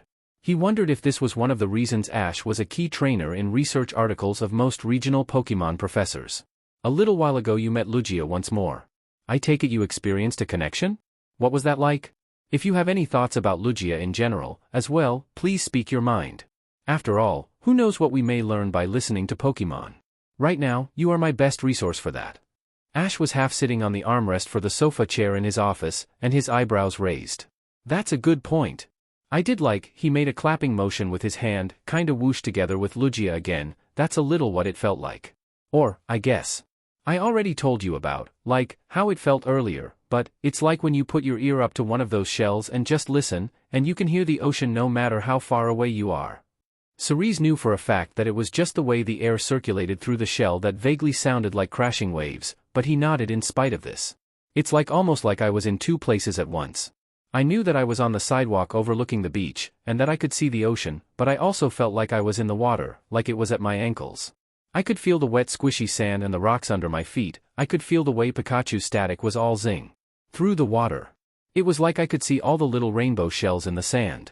It was really pretty, and I knew Lugia was there before it was. Professor Cerise hummed. He'd never heard of that before. It sounded a little like a flashback, or illusion projecting the way some Pokemon could. Maybe even something Cerise had learned from his research into aura projection the way a time flower could. Do you think, he began, looking Ash in the eye, that Lugia was perhaps projecting a memory to you? Ash immediately shook his head no, before pausing, reconsidering, and saying, it didn't feel like its memory. I mean, I dunno if Lugia ever had feet, unless, no, I don't, it might have been that. I think maybe the way legendaries work are so different from us that my brain couldn't quite grasp the way its brain worked. Like it wasn't telepathy with words, because whenever legendaries do that I just hear what they're saying. But maybe my brain could only make sense of Lugia's feelings by showing me, by making me experience it. It was pretty cool. Ash looked confident, for a moment, before shrugging. But hey, what do I know, right? Maybe I'm wrong. Cerise scrambled to write Ash's theories down in his notes. They were wildly fascinating, and something he'd never stopped to consider. It was worth looking into. Oh, Cerise just wanted to discuss this with someone. It was incredibly fascinating. Maybe he could speak with Professor Rowan, since he did specialize in legendaries. And Ash was incredibly fascinating himself. Cerise would have to listen to more of his theories. He closed his laptop slowly, and smiled at Ash. Thank you. You have been a big help, and you have a very interesting way of thinking. I'd really like to hear more of your theories about Pokemon and their interactions with each other and humans. Ash smiled, rubbing his neck. Ah geez, I don't know if I'm all that, but, thanks. Can I go now? Yes. You can. The door closed a bit louder than normal, and Cerise pulled up his email, writing one addressed to Professor Rowan. She clung to the shadows, leaning against the side of a building. The sun was beginning to set, and gold barely touched her shoes and the tips of her ears. She was waiting. Wyndon's clock tower chimed. 1, 2, 3, 4, 5, 6 times it rang, each time the clanking was a little more grating. Ugh. She forgot how annoying this city could be. There. She heard the Pikachu's chatter before she saw its trainer. He was turning a corner, and she stepped out, close enough that he almost ran into her. He let out a yelp, and Morpeko made an annoyed sound. What's your problem? He yelled at her. Maybe you should watch where you're going. He was going to gear up for a retort when his phone started beeping. Hers did too, but she knew what it was going to say. You're a world coronation challenger? She smirked. Marne. It's a pleasure. The Pikachu deadpanned at her, it knew sarcasm when it heard it. Want a battle? Ash called, eager, his annoyance gone in a heartbeat. She held up a hand. Hold on a moment. What? You need to listen up. I don't know what your problem is, but you better watch it. Chairman Rose isn't some friendly bloke. He's corrupt. He's evil. So why are you associating with him? Ash looked a little taken aback. Wait, what? How did you? Are you watching me? So what if I am? That's weird. Stop it. Marne rolled her eyes. We're getting off the topic. It doesn't matter what I know, or how I know it. What does matter is that you are rubbing elbows with Chairman Rose. The world coronation? Leon? It's a scam, and he's running it. Ash narrowed his eyes. It's not like that. Chairman Rose is just trying to save Galar from the energy crisis, and I'm here to help him. He's not evil, trust me, I know a bad guy when I see one. She scoffed. He was daft. But, and he pulled out a pokeball, if it's a battle you want, it's a battle you'll get. I challenge you. A young-looking Riolu came out of the ball, as he called out, Aim, I choose you. Ha. This would be easy. Toxicroak, come on out. Aim, use Force Palm. The Riolu ran through the side street they were stood on, closing the distance in no time flat. HM. It was fast, then. It punched its paw out, bluish-white energy quickly growing in intensity with the momentum, and Toxicroak was pushed back. Come on, Toxicroak, you got this. Use Poison Jab, up close. Toxicroak moved even faster than the Riolu, charging up her hand with glowing purple energy. Marne could see the way poison dripped off of it onto the pavement, plop, plop. Ash commanded for the Riolu to dodge, but it wasn't quick enough, and it howled as it was thrown back. He grimaced. Fighting types were weak to poison. The Riolu tried to get up, but winced as the poison started to take hold. Aim, you can do it. Shake it off, alright, and go for a double team and vacuum wave at the same time.